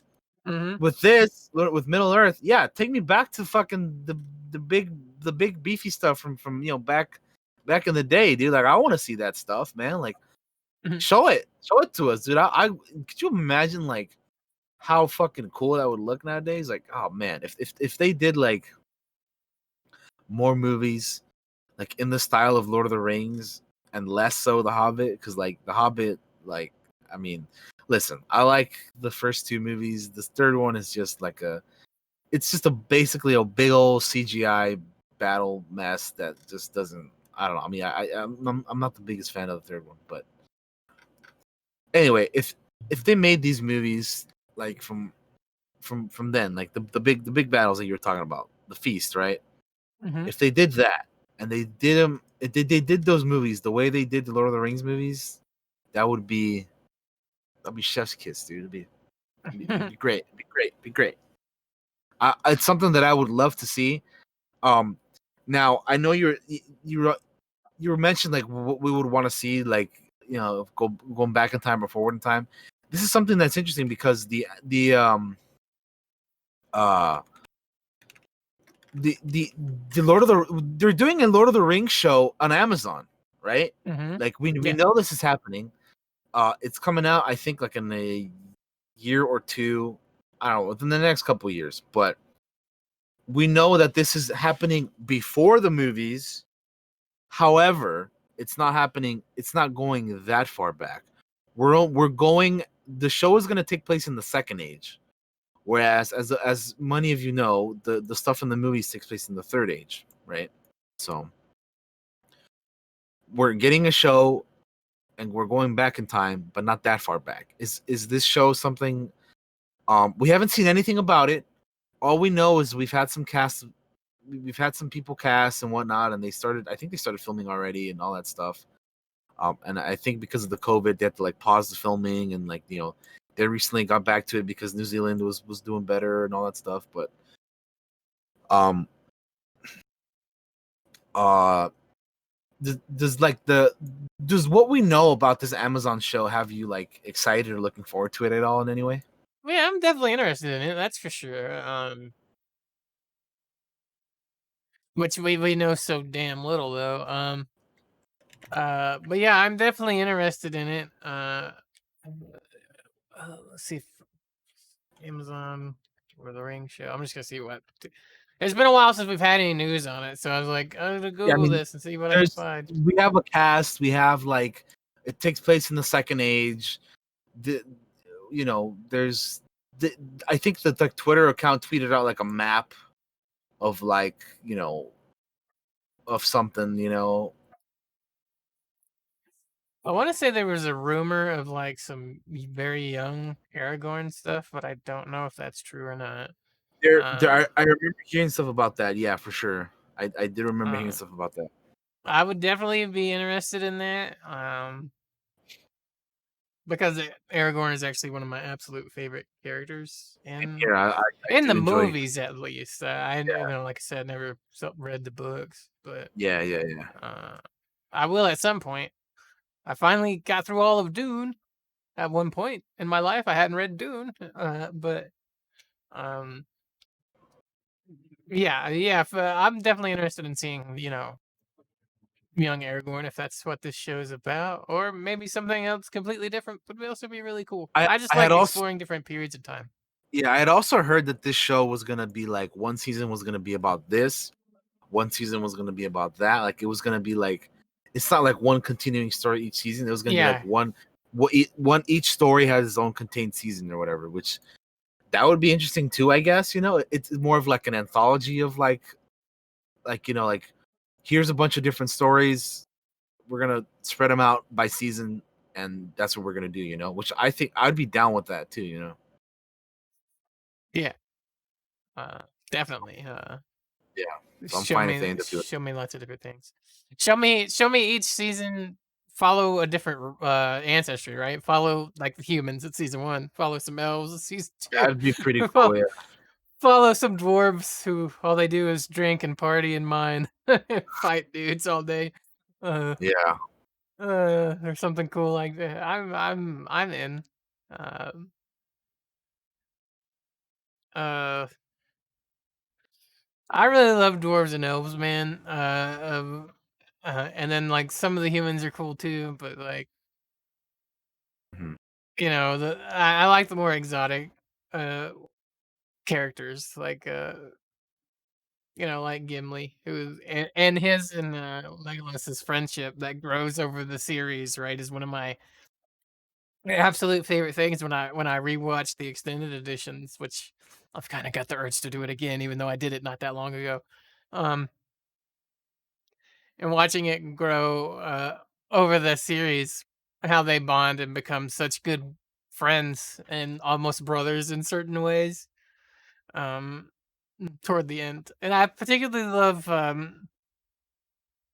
Gimli when he meets Galadriel and asks for hair, and he's telling the story to Legolas in the boat, and he says, "She gave me three." I always choke up a little bit right there because he chokes up, and I'm like, I believe it, man. It's so sweet, and I love it so much.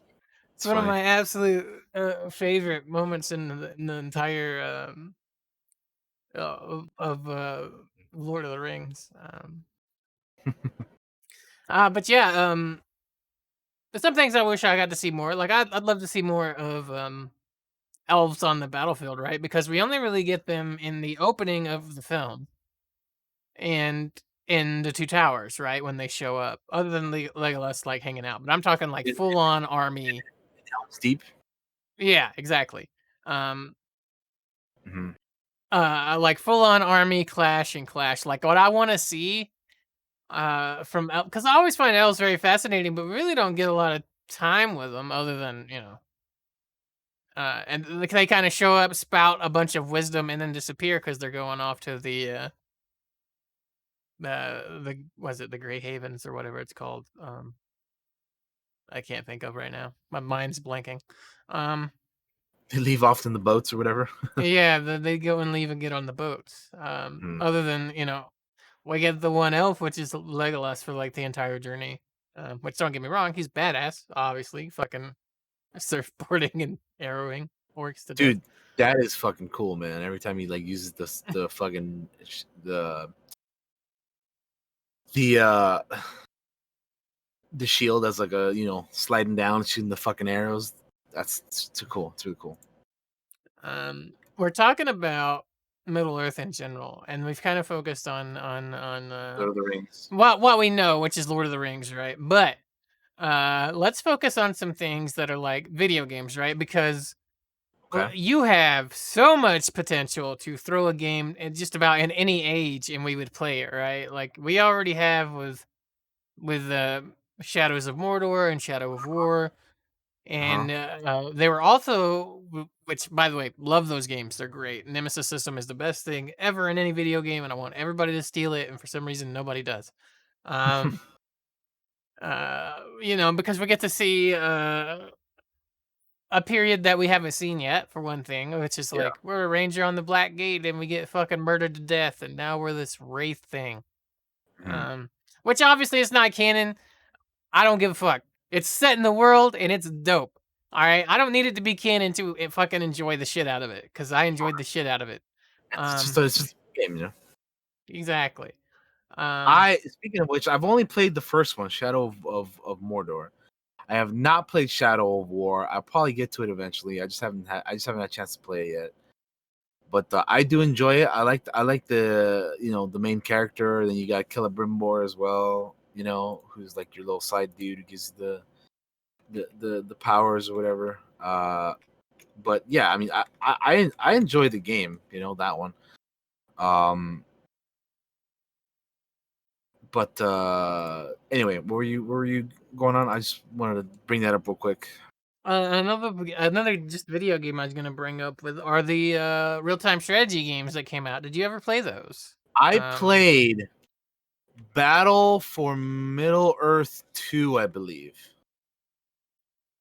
I Yeah, played both of them I played because they Battle had a. for Middle Earth 2. That's the one that I had. Did they have a sequel or an expansion? I can't remember. Or yeah, it was a sequel because you're saying two. Yeah, Sorry, my 2. brain is Yeah, like yeah, yeah, melting. yeah. I played the second one. Um, I played the first one and the second one. Um, I had fun with and that, what? dude. Because I mean, I if you guys both know, Josh and I are fans of the RTS, video games and Yeah, the genre. of the genre, yeah. And Hmm. I had fun with Battle for Middle Earth 2, man. It was cool, dude. Just rolling in with like Sauron and just fucking wrecking shop, or like it was fun, dude. Like I just in general I like those kind of games anyway. Well, what I was gonna say is like two in particular focuses on the war in the North, which is something that's not in the movies, but I think is in the books. So we Mm, see like obviously it takes some liberties with it, but we see a bunch of characters that we haven't seen a lot of. Like we see Tom Bombadil, for example, fucking fight in the game. Um uh that's right. That's right. That's right. um sorry, I was trying to get a list of all the characters that are in You said the characters that are in the game. yeah, but because I remember there's like there's a dwarf dude. The Dwarven King Dane. I remember doing like his part of the campaign. Yeah, here he is. He's right here. Um, and I'm like, I have no idea who this character is, right? Like, because this is in a time before they made even the Hobbit movies, right? Well, yeah, yeah, yeah. Of course. So, so I'm like, I don't know. I have no idea who any of these characters are, but they're over here fighting this big war in the North that I've never seen before because they're not in the The movies. movies, yeah. And I obviously haven't read the books. And I think that kind of spurred me to want to learn more about characters other than the main ones, right? Mhm. Like characters like that, the king, the Dwarven King, and more of the Mirkwood elves and stuff like that. So like the reason I was talking about video games is like, man, we need games, Lord of the Rings games set in other fucking time periods is what we need. All Yeah, right, because a lot of them are just obsessed with the movies, which don't get me wrong, I love the movies and I love games that are based on the movies. yeah. But you just want to, you just want to expand on the universe, right? You want to see more. Yeah, You want to see more of the stuff that we haven't gotten to see yet. you've Exactly. got this whole big wide world and you're afraid to dip your toe out. Which I can kind of understand it because you never know. Tolkien estates, and I have no idea what restrictions they have on things, right? So, um, uh, another game that I played was the fucking Lord of the Rings: The Third Age, which is like you're following a crew that's following behind the Fellowship, and I love those characters, and I love that game. I want more games like that. I You never know, played that one, but I saw a little bit of it played. Yeah, this it is look. like fucking PS2. I Oh want to yeah, say. yeah, yeah. That's an oldie right there, man. Oh, PS2. Oh, it says PS2 and Xbox and GameCube. I didn't realize it came out on all that other stuff. I thought it was just on the. That's like 2 generations ago, 3 generations ago. I don't know. It's an old game. Yeah. I remember it not getting the super best reviews, but what I liked about it is it gave me a bunch of characters I hadn't seen Hmm. before, which they obviously aren't canon or anything, but they were interesting and it made me like them. Um, so the long story short, if there's still time, is I want more Lord of the Rings games set just in different time periods. I don't need everything to revolve around the movies, which I love the movies, but Did you ever, um, speaking of Middle Earth games, real quick? Did you ever play Lord of the Rings Conquest? Conquest. I did play some Conquest. Which is I for those who don't know, Lord of the Rings Conquest is like the Battlefront 2 version of Lord of the Rings, basically. Yeah. It was like the original battle. Picture the original Battlefront 2 game from 2005. Now update that a little bit, going a couple years forward. Because when did this game come out? I want to say it was like I want to say It says this 2009. I have it it pulled was up here. okay, 2009. So that makes sense. So yeah, picture Battlefront 2 from back in the day. Now update that a little bit by a couple years, and then just put a Lord of the Rings skin on it, and that's Yeah. basically what it was. And I want to say you could unlock and play trolls as like heroes or something. Like it's been a long I time since I thought think about so. it. I played on the PS3, and I had fun with it, dude. I thought it was a pretty because again, like I love Battlefront 2, so just having like a Lord of the Rings version of Battlefront 2 was something that I was all about. So Yeah. I thought it was pretty cool. But yeah, anyway, I just wanted to bring that up real quick because it was one of those like in terms of like Lord of the Rings games, that was one of the ones that I played. Obviously, Battle for Middle Earth 2. Um, yeah, those are like the two main ones. I know that they came out with games for the movies as well, but I never played those. I played Shadow of Mordor already, like I said. I played Lego The Hobbit and stuff, and stuff like that. But there's other ones that I never played, like Lord of the Rings Man. Online, or Oh, there was that's a right. I forgot they had an MMO. They Lord of the still Rings have an Online. MMO. It's still going. I never played that one. I still haven't played it to this day. It's still going and still got a player base, which is like, whew, Crazy. yeah. I played a little bit of the Hobbit game, which was like a thing that happened before the movies even came out. Did you ever play that? No, I never played it, but I remember looking at the box and being like, that dude has really big feet. Yeah, I played a little bit of that, but not too much. And then another game that I could think of that they did for Lord of the Rings was War in the North, but I never played that one. I never played it. I think I may have played the demo for it. Yeah, I never played it. I know it came out like this was like PS3 era, I think this game, but I never got it. Here's So some I don't Lord of the even. Rings online trailer for you guys. You can look at Oh shit, all of it Lord of the in its Rings glories. Online. I did play this. I did play the MMO. I forgot about it. Nah, I Um, yeah, I never played it. is interesting. It's it's obviously somewhat good because I think they still do like content for it and people still play it. So, Hmm. um, Lord, look at those orcs. Look at this guy. Fucking, So charge. I'm I'm in, right? It makes you kind of want to explore Middle Earth. So yeah. Um, but yeah. Um, we always get like these martial games where we're fucking melee badass fighters. Fucking give me the game where I get to be a wizard or some shit. You know. Um, Set me in a time period. Give me the Nemesis system because I want that in every game forever. And let me be a wizard learning the ways in a different time period kind of deal. Um, I could still have a sword and fight maybe, but I mostly want to do some spell casting and lightning bolting and stuff like that. I think that'd be cool. Um, there's so much untapped potential in the Lord of the Rings and Middle Earth. I always say Lord of the Rings, the Middle Earth. Um, Hey, I've been messing that up too, man. That's fine. um, lore and just things I want to explore.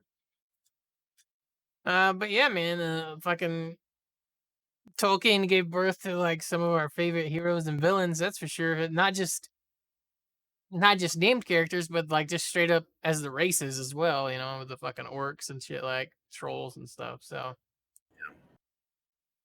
uh,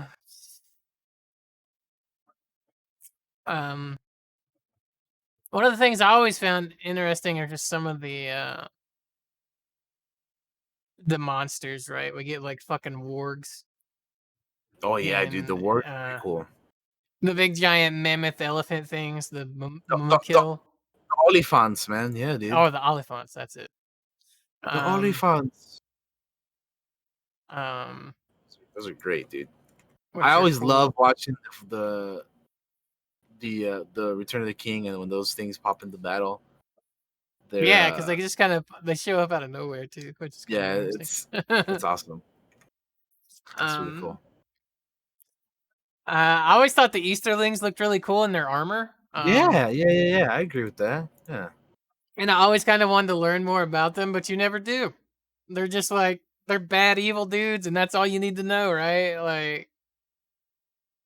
Um, like they almost look almost like samurai-ish in their armor here. I'm trying to pull up some pictures of what they look like. Like, god damn it, that's not a good picture. All right, Google. they definitely look pretty cool, man. Like I remember like seeing them for the first time as well, and just like every time I see them, since like they look pretty badass, dude. Like those guys look pretty fun cool. Oh, here's a YouTube video that works, I guess. Oh no, wait. Oh, that's not a good video. Hold up. Good lord, I cannot find a good picture to save my life. Here we go. Well. This'll work. But like, look, doesn't that look like some sort of almost samurai-ish armor right there? You know, you got the face cover, you got the badass helmet on. Yeah, I mean Um, they look cool, dude. They really do. I really like their design, and their design made me interested in who they are and what's their motivation. And it just turns out their motivation is they're evil. So sometimes that's all you need, I guess. But you know, it did kind of bum me out. I'm like, they look so cool. I want to know more about them, and they're just bad guys. Yeah, of course, man. They're bad guys. They want to do evil shit. uh, No, but they look real badass. I do like their armor and all that stuff too. Yeah, for sure. yeah.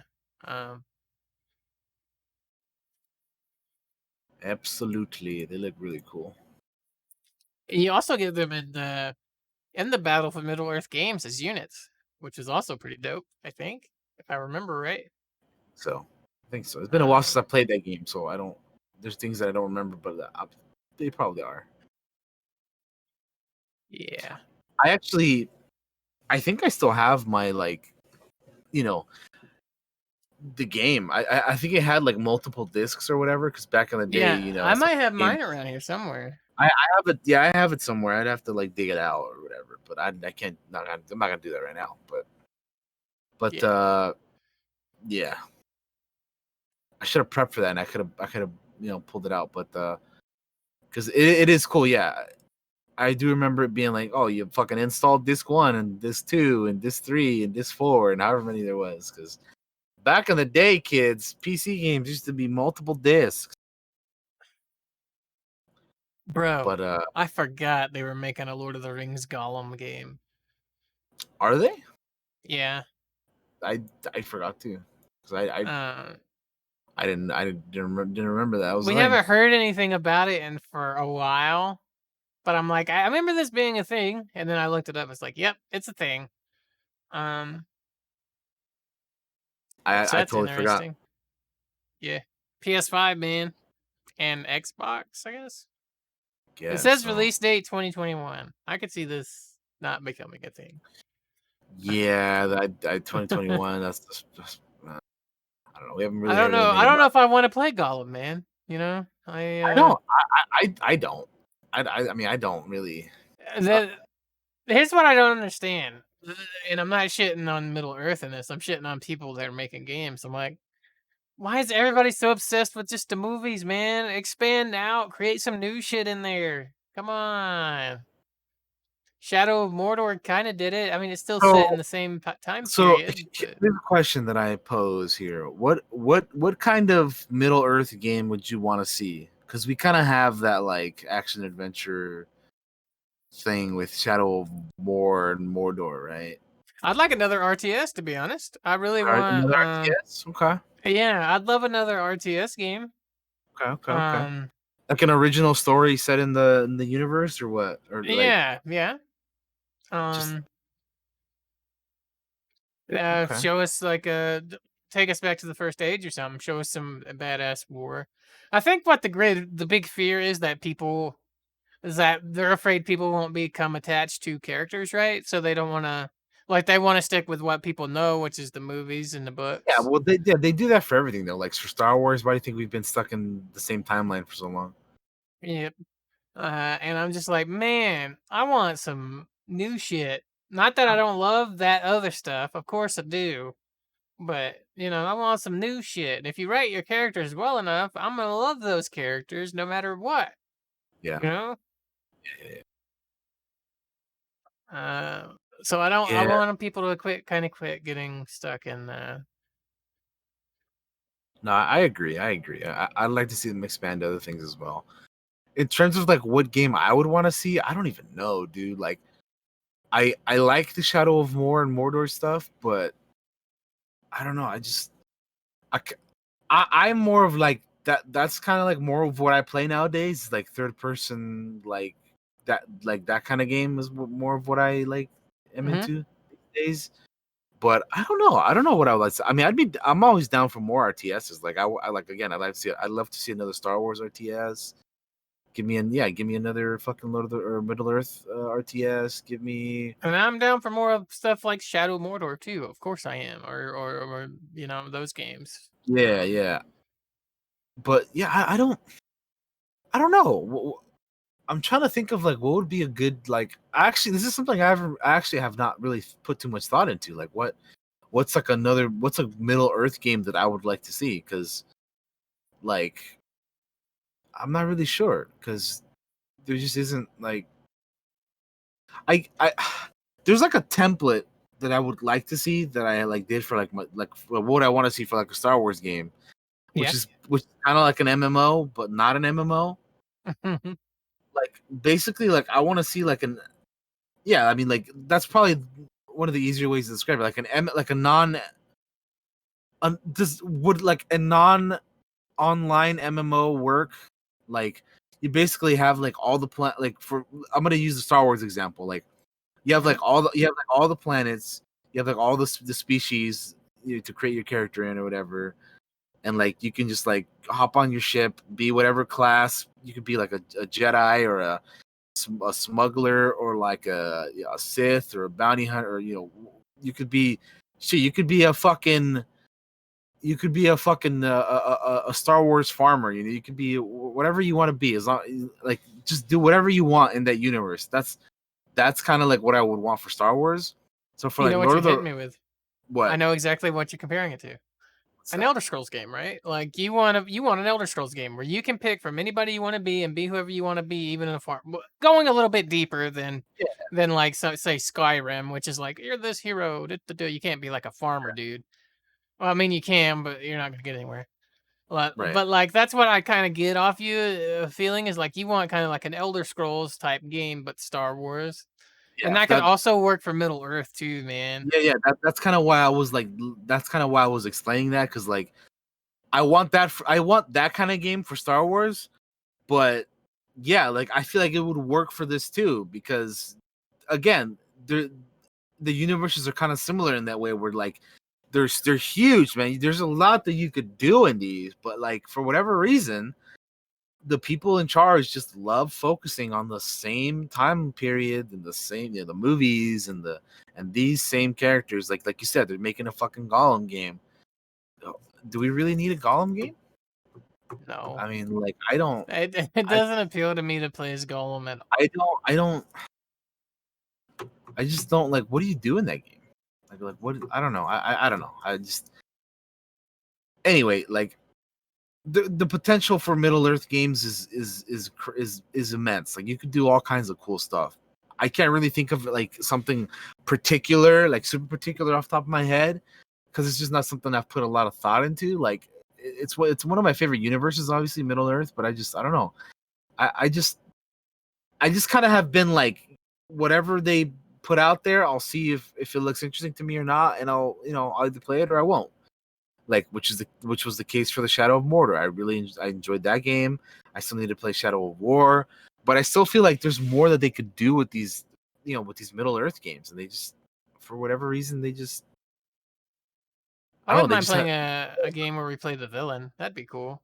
Like, let's be a yeah, bad guy. Let me kind be of an orc. like what's that game called? Overlord or something? Yeah. Let me Yeah, go something around and like order that, my right? little dudes around. Yeah, Yeah, that'd be dude. cool. Like an Overlord Middle Earth game. That'd be kind of neat. Yeah. You could even throw some comedy in there that you could do with bad guys that you can't really do with your heroes, right? Like that'd be cool. I'd be all about that. Then when you get killed, you can come back and murder the shit out of them. You are the nemesis now. You get to pick. You get to pick a trait and get to boost it up. Yeah. The reverse nemesis system. You get killed and then you get stronger. Fuck yeah, let's do that. That'd be There you cool. go. We just brainstorm something real quick, dude. That's the Yeah. um I don't know what else to say, man. I don't know. Um, We've been yeah, we've talked about the gaming stuff for a little bit, obviously. We know there's a TV show coming. We talked about that. I don't think they have any movies planned as far as we know. Um I'd like to see more stuff in the past. We already mentioned that, but that's just like wishful thinking kind of stuff we want to see. yeah. What's some other stuff like just like in the world itself, like like we mentioned it's like influences on like D&D and whatnot, but I don't know what other what are some of your other favorite like things about this like universe in general? Let's see. Well, I really like the idea of the wizards, right? Because they're all not really like human beings. They're almost like these angelic creatures that kind of take a human form, right? And I always found that kind of fascinating. Like, oh, what the fuck are they actually called? Like, Gandalf's not a human, right? He's just in that form, if I'm remembering right. He's a what do they call him? I'm looking right now. Einer, Ainur. I don't know how you pronounce it. I'm sorry. I'm sorry with pronunciations, guys. I'm really bad. The pronunciation for some of these words, yeah, Yeah, it's yeah. it's fine. Like Which is the thing we have. Another thing we haven't talked about is like Tolkien. Was like a really loved languages, right? So like he messed with a whole lot of languages when he was writing the books and incorporating them into his books of Lord of the Rings. So that's why a lot of the languages and shit looks so cool in the movies and stuff. Um, but yeah, they're called like I guess we'll call it Ainur, Ainur. basically, yeah, Ainur, Ainur. That's yeah. fine. That's fine. You can just Uh, say it. well, which are like The these holy kind of ones. spirits. Yeah, these spirits that kind of take on certain forms. Um, Yeah. which I don't even know if they ever they might explain that in the Lord of the Rings movies, and I've just missed it like every time they've explained it. But I don't know if they've ever really. They don't like go into it in like any huge amount of detail where like a casual person would be like, yeah, fucking Gandalf isn't human. You know what I mean?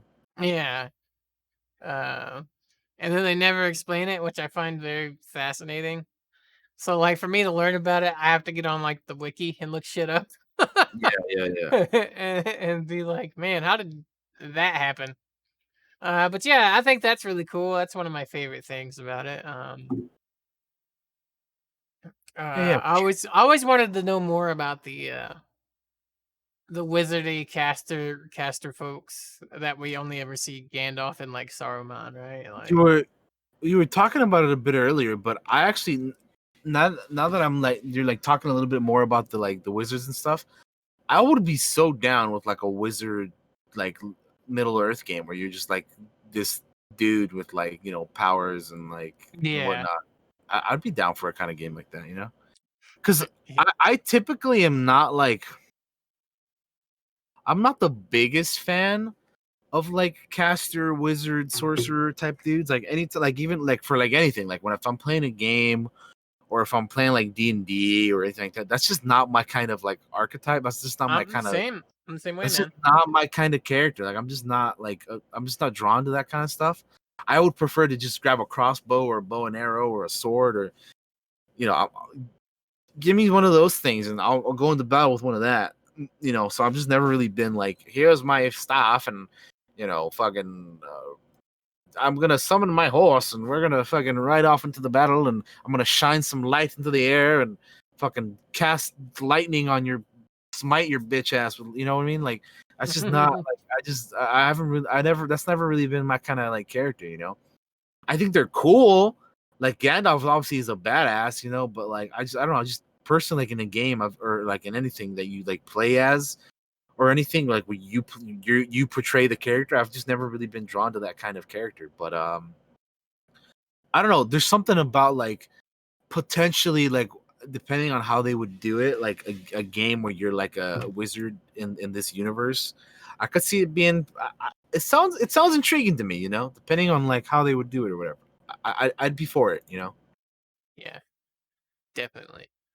When Daniel plays the Dragon Age games, we're gonna dive into that world at some point, and there's gonna be an interesting discussion about magic and shit in that world as well. Because there's some pretty trippy shit, and how they do magic in particular is very interesting as well, and that's something I would love to talk about I at have some Dragon. point. I have Dragon Age Origins and Dragon Age 2. I need to get Inquisition, and then I'll play them at some point. Yeah, I have a lot of games I need to play, guys. But anyway, that's yeah, beside the and point. the That's a the whole nother. backlog. Yeah, backlog is another discussion. Anyway, um, so we were talking about the Ainur and like how you like them and all that, and just yeah. wizards in particular and all that stuff. Yeah, I just think they're fascinating and cool. And like I didn't realize how I don't think when I was younger I didn't realize like they're just supposed to be these other special people, right? I just thought they were like these are human dudes that can do magic, right? And it's Yeah, like, yeah, yeah. nope, you're so wrong. Yeah, there's Uh, just. I mean, yeah. When I first saw the movies and stuff too, it's just like, oh yeah, like there's.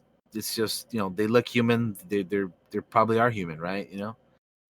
So yeah, there's a lot of stuff like that that I can agree. I kind of felt the same way about it too. But I mean, as most things, as you get older, you do a little bit more research into the thing, and you find out, oh wait a minute, that's not, that's not quite what it seems, right? But for me, like a lot of things that are cool in this universe is like the fucking the Ents, like Treebeard and yeah, and like fucking the fucking the Balrogs are pretty badass and another thing that I always liked was the Nazgul, dude. Like those guys are fucking cool looking, they're man. Like great I villains. I always like ever since I saw them, I was like, dude, these guys look bad. They have like so many names too. The Nazgul, the Ring Race, the Black Riders, like they have all these like they're just that just sounds cool, dude. You know what I mean?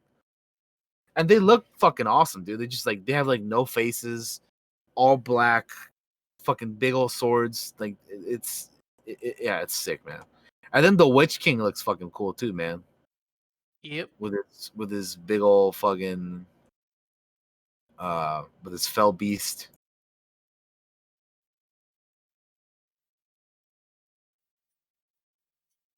Yeah, Yeah, they're so cool.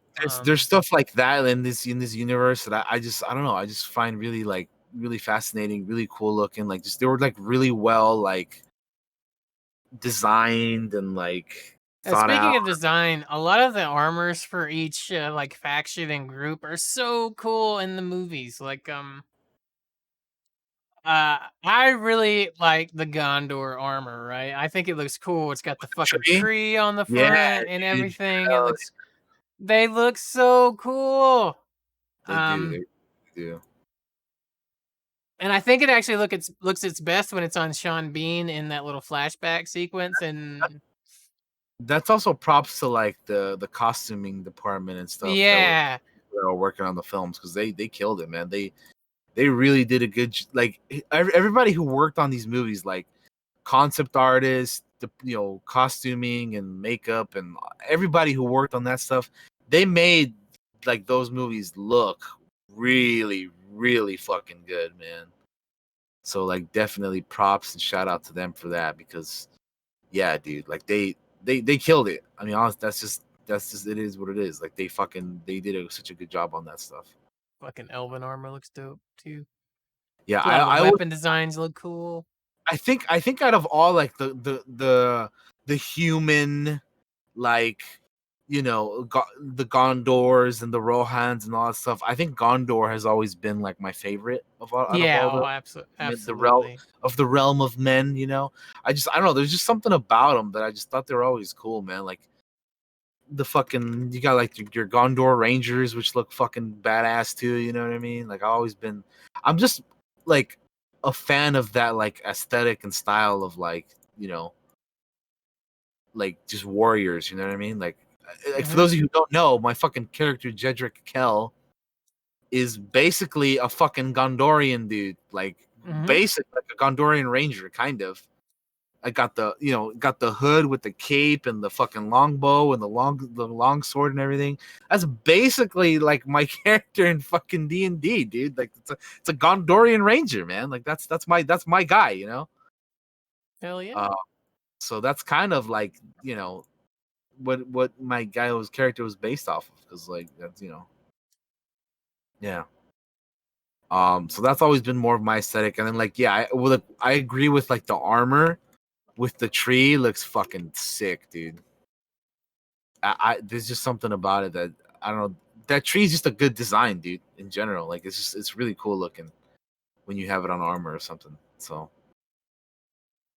yeah, we'll agree. I definitely hard agree on that. Fuck yeah. And then like fucking Aragon's king armor looks fucking legit as shit too, man. Mhm. The big old tree on it as well. Just badass. Really, really, really cool.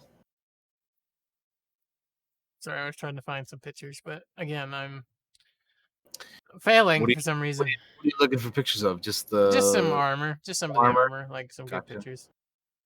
Gotcha, Uh, gotcha, gotcha. Um, we Somebody selling armor. I'm gonna buy some Gondor armor, guys. It's gonna happen. yeah, Josh is gonna show up next week, or in 2 weeks, or however long it takes for it to arrive. He's just gonna show up with Oh, if it comes fucking. from Russia, I want to see it from months. That's true. Eventually, Josh is gonna show up on an episode of the podcast with full battle armor, and Yep. he's just gonna do the entire show with that on. It'll be I great. got a helmet around here somewhere. Um. You know what else? Speaking of armor, you know what I thought looked kind of cool? Do you remember the orc armor that Sam and Frodo have to sneak a dress Oh into yeah. when they're in Mordor?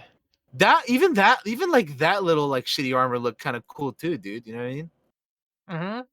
Oh yeah, there it is. There's a Gondorian armor right there. Yeah. I think it looks best when it's on Sean Bean right here. I think it looks great. Look how Yeah, awesome it looks great on him. he pulls it off really well, dude. The fucking Boromir, dude. Yeah, Yeah. look at that. He looks like a badass, dude. And then even Faramir with his little his Yeah, leathers, dude. right? Still Yeah, got the yeah. tree on it. Still looks cool and great. Love Yeah, it. dude. It's because the tree is just such a good design, dude. I'm like I already said that already, but it really is, man. Mhm. It's such a dope ass fucking design. They just have cool ass armor, dude. Fucking, I'm Team Gondor all day, every day, man. They just look Mhm. like a bunch of badasses.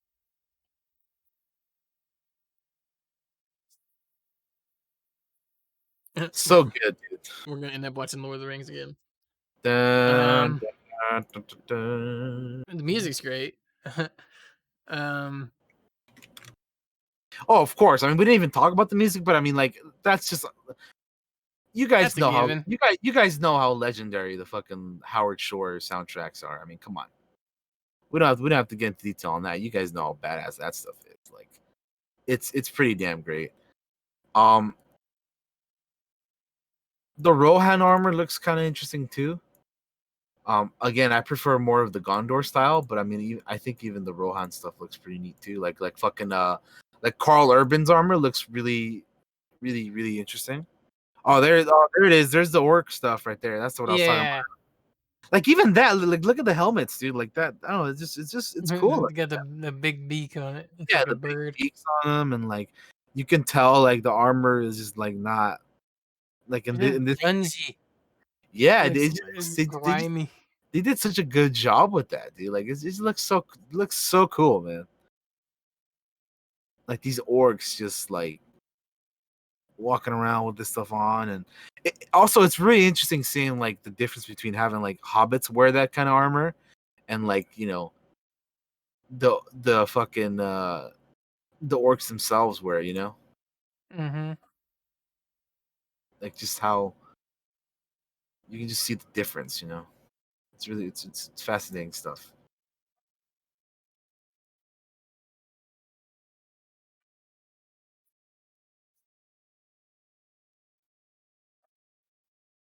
Yep. So Lord of the Rings gave us orcs that are forever the villains, unless you watch my D&D show. Uh, Well, yeah, I mean uh, that's like the typical thing to do with orcs, right? Is like they're the yeah, villains make them and the whatnot. bad guys. Which let's be honest, they're great villains, but They are. They're good. They're. Sometimes it is good to go to the classics, right? mm, For your bad guys. There's there's fucking Aragorn and his fucking armor. yeah, There's some that's Rohan known I've armor heard too. about. That is some cool ass armor, dude. Got your little coalition. Hell yeah, dude. But yeah, that looks great. Big fan. Love it. Um, Yeah, there's a lot of really really really cool armor in Middle Earth. Like even what's his name? We are talking about the games earlier. Um, fucking god damn it! Why am I blanking on his name right now? Why am I blanking on his name, Josh? What the fuck? I don't know, bro. The main dude of the game. I'm like blanking on his name. Oh, Like I remember Celebrimbor with the elf guy, but I can't remember the Italian, Talion. Talion, Italian. that's his name. So Yeah, Jesus Christ, dude. What the yeah, hell? Why can I it's been a hot minute to be fair. it's like what the hell, dude? Like I can't even remember his name. Yeah, Like even Talion, like in the games, he has like some pretty cool looking armor, right? yeah, And that's not like, designed by the movie people or anything. It's just this universe just in general has like some pretty I don't know, there's the way that things are it just it allows for some really cool stuff to happen, and yeah. and and I love it. So When you play the new game, he gets like more options too, because a bunch of that armor just changes uh, as you get it. It's cool. Um, the last thing I kind of want to talk about is just how in the world of Middle Earth, I just like the idea of pouring your power into an item such as the ring, right? And as Sauron makes these rings and pours himself into them and there are certain ones and how they enhance abilities of their characters and corrupt them gradually over time, like it did to men and dwarves and the elves. I just really like that. I think it's cool. Um, I agree with that. Magical items in D&D and just in video games in general, because we always have our magical items in just about any video game that's an RPG. You have shit that enhances how well you fucking fight, right? Mhm. And I guess Middle Earth, the Lord of the Rings, the books was probably the first thing ever to really kind of do that. I guess maybe I'm wrong. It's the first thing I remember doing it. Off the top of my head. Um, and I just like those objects of power, especially Nice. the One Ring, Yeah. and how it has a will of its own and wants to go back to its master. So much awesomeness to it. Yeah, there's a lot of that in this universe for sure. Yeah, You have even like the what is it, the like the necklace, what's her name? Fuck. The one that is given to that's given to Aragorn by Arwen. You know, the yeah, little like even stuff like that, right? Like the fucking the elf stone or whatever. Even that's pretty cool. Like there's just a bunch of like cool different like items and like rings and stuff in here that's like even the fucking sting, the sword, like you know, like yeah. it like glows when like fucking orcs are nearby or whatever, you know? Hmm. Like just stuff like that. That's just like really fucking cool, man. The Arkenstone from like The Hobbit and whatnot, you know? Yeah. And then the file of Galadriel, the one that Sam uses to fight Shalab, you know? The little yeah. Light that bitch up. Anduril, Uh, the sword that Aragorn uses, you know? oh man, the swords are so cool. I love them. Yeah. I particularly really like the Elven swords. I have one in my closet because I'm a nerd. Um, but yeah, man, I don't know what else to say on the old Middle Earth other than I love it. I wish they do more video games and other parts of it, and I definitely I just interested in. I'm just glad that they're like gonna be expanding on it more with with like the TV show and stuff because I mean I feel like this is a universe that needs to be like there's like much again I keep making the Star Wars comparison but it's true. It's such a huge universe to like focus so much of it on one area. Like expand. Like, you can go back in time, you can go forward in time. You can make games, you can make movies, you could fucking I mean, you can make like all kinds of stuff, man. Like just they're finally doing a TV show, you know, which took them a while, but you know, good things take time, which is fine, but basically I'm glad that they're finally like, you know, making other things which again, hopefully they'll listen to us and start making other games, newer games because I always want to see that, and you know, I'm looking forward to the TV show, and maybe hopefully eventually someday they'll make more movies about like the old like First Age stuff, and we'll finally hopefully we'll get to see Morgoth and the Cimmerilius and the Cimmerillion and all that stuff, you know. Yeah, Um, so yeah, I mean, there's a lot of there's a lot of stuff they can expand on still that they haven't yet. Is basically the point that we're trying to make, you know. Like you'd think it'd be obvious, but they're just too scared to like do anything in anything other than areas that modern that you know that like casual fans and people who don't know, you know, as much about stuff, that people that only watch the movies, you know, like they're too scared to do anything outside of that stuff. So hopefully they will do some stuff. I hope so in the future. But yeah, I think that will probably do it for today, right? yeah, man. We've had a pretty good you know, Discussion about a lot of things we like just in pretty Middle-earth. good little talk about Middle Earth. It's again, it's something that we both very much love and very much enjoy this universe. And this is Uh, a topic we might revisit in the future as well. yeah, Like of this isn't course. like a We could one always and done type of deal. yeah, we could always revisit it in the future for sure. That goes for anything we bring up on the show, you know. Absolutely. Um, Uh, Absolutely. well, if that's all we have, that's all we got for the moment. My throat is like running out, even though I've been like drinking throughout the show. We've been talking quite a bit. So let's go to our goodbyes, Daniel. What do you got coming up on the stream? Alrighty. Haha. All right. Thank you guys for joining us today on episode 49 of the Clockwork Cantina podcast, The World of Middle Earth. Next week, episode 50. Join us for that. Next week's show, we are going to be actually talking about, if I'm not mistaken, the topic for next week is going to be, do we have, I'm trying to think. Because we plan these ahead of time, and since it's been a while, I think we're watching a movie next week, right? Yep, I think we we have a are. It's a retro. retro rewind. Oh, that's right, we're doing a retro rewind. We're gonna be watching The Hidden Fortress. So, Yeah. so if you guys haven't Never seen seen it. ever seen The Hidden Fortress or any Akira Kurosawa movies, that's gonna be fun. Join us for that, everybody, because that's gonna be really cool. Check that out. We'll be talking about it next week, and we'll be sharing our thoughts on that. As you guys know, we like to do the retro rewinds every once in a while They're and fun. talk about movies from the past that either we have seen already or haven't seen, or we want to we just want to revisit.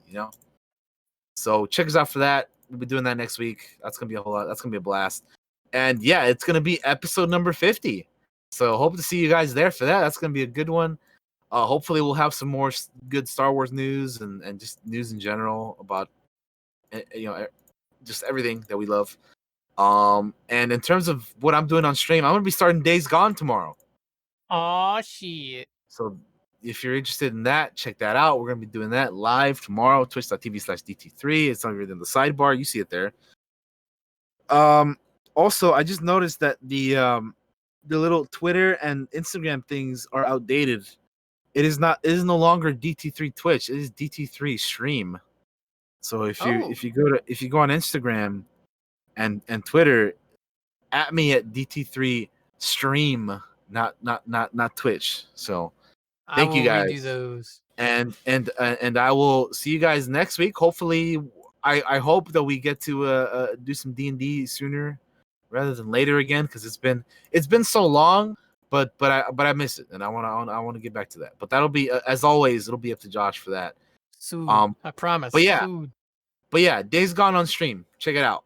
I'll see you guys later. Have a good one. Bye bye. Bye bye. Hi, guys. I think I hit the button. Yeah, okay. Coming up for me is if I'm feeling better, which I don't know how I'm feeling at the moment. My throat's a little rough. We'll do some more Spider-Man tomorrow. I've been planning to play it some more. I haven't played it in a while because I've just been sick and the new PC came and just a lot of ugh. I can't really play at the moment. So I want to play that some more. I haven't given up on it and I'm not quitting it. I love it. I just haven't had time because I've been sick. So keep an eye out for that. Keep an eye on Twitter and stuff for that. I'm trying to fix my sleep schedule as well. So if I've been a little loopy this whole run, it's because I haven't had much sleep lately. Um, um, yeah, I don't really. I'm still working on D&D stuff. It'll be back soon, hopefully within the next month at least. Um, at some point, maybe a couple weeks out. It depends on how quick I can get things going. I was moving pretty quick, and then I got sick, and like it slowed me down pretty bad. Um, But when we do go back, I'm gonna have a fuckload of new magical items that the party might can acquire because the Griffin Saddlebag Kickstarter book is out there, and I have it because I backed it. Um, so that'll be fun. Keep an eye out for new magical items. We were just talking about some of those in the Middle Earth part. And yeah, make sure to tune in next week for episode 50 of the Clockwork Cantina. That's next week. It's gonna be fun on a bun as we watch the Hidden Fortress, and I've never seen it, so that'll be fun because it'll be a completely new movie experience for me. Um, so from me and Daniel, we'll see you all next time. Thank you for all the love and support, all the hosts, all the subs, and we'll see you next time, guys. Bye bye now. Bye. Peace out, everybody.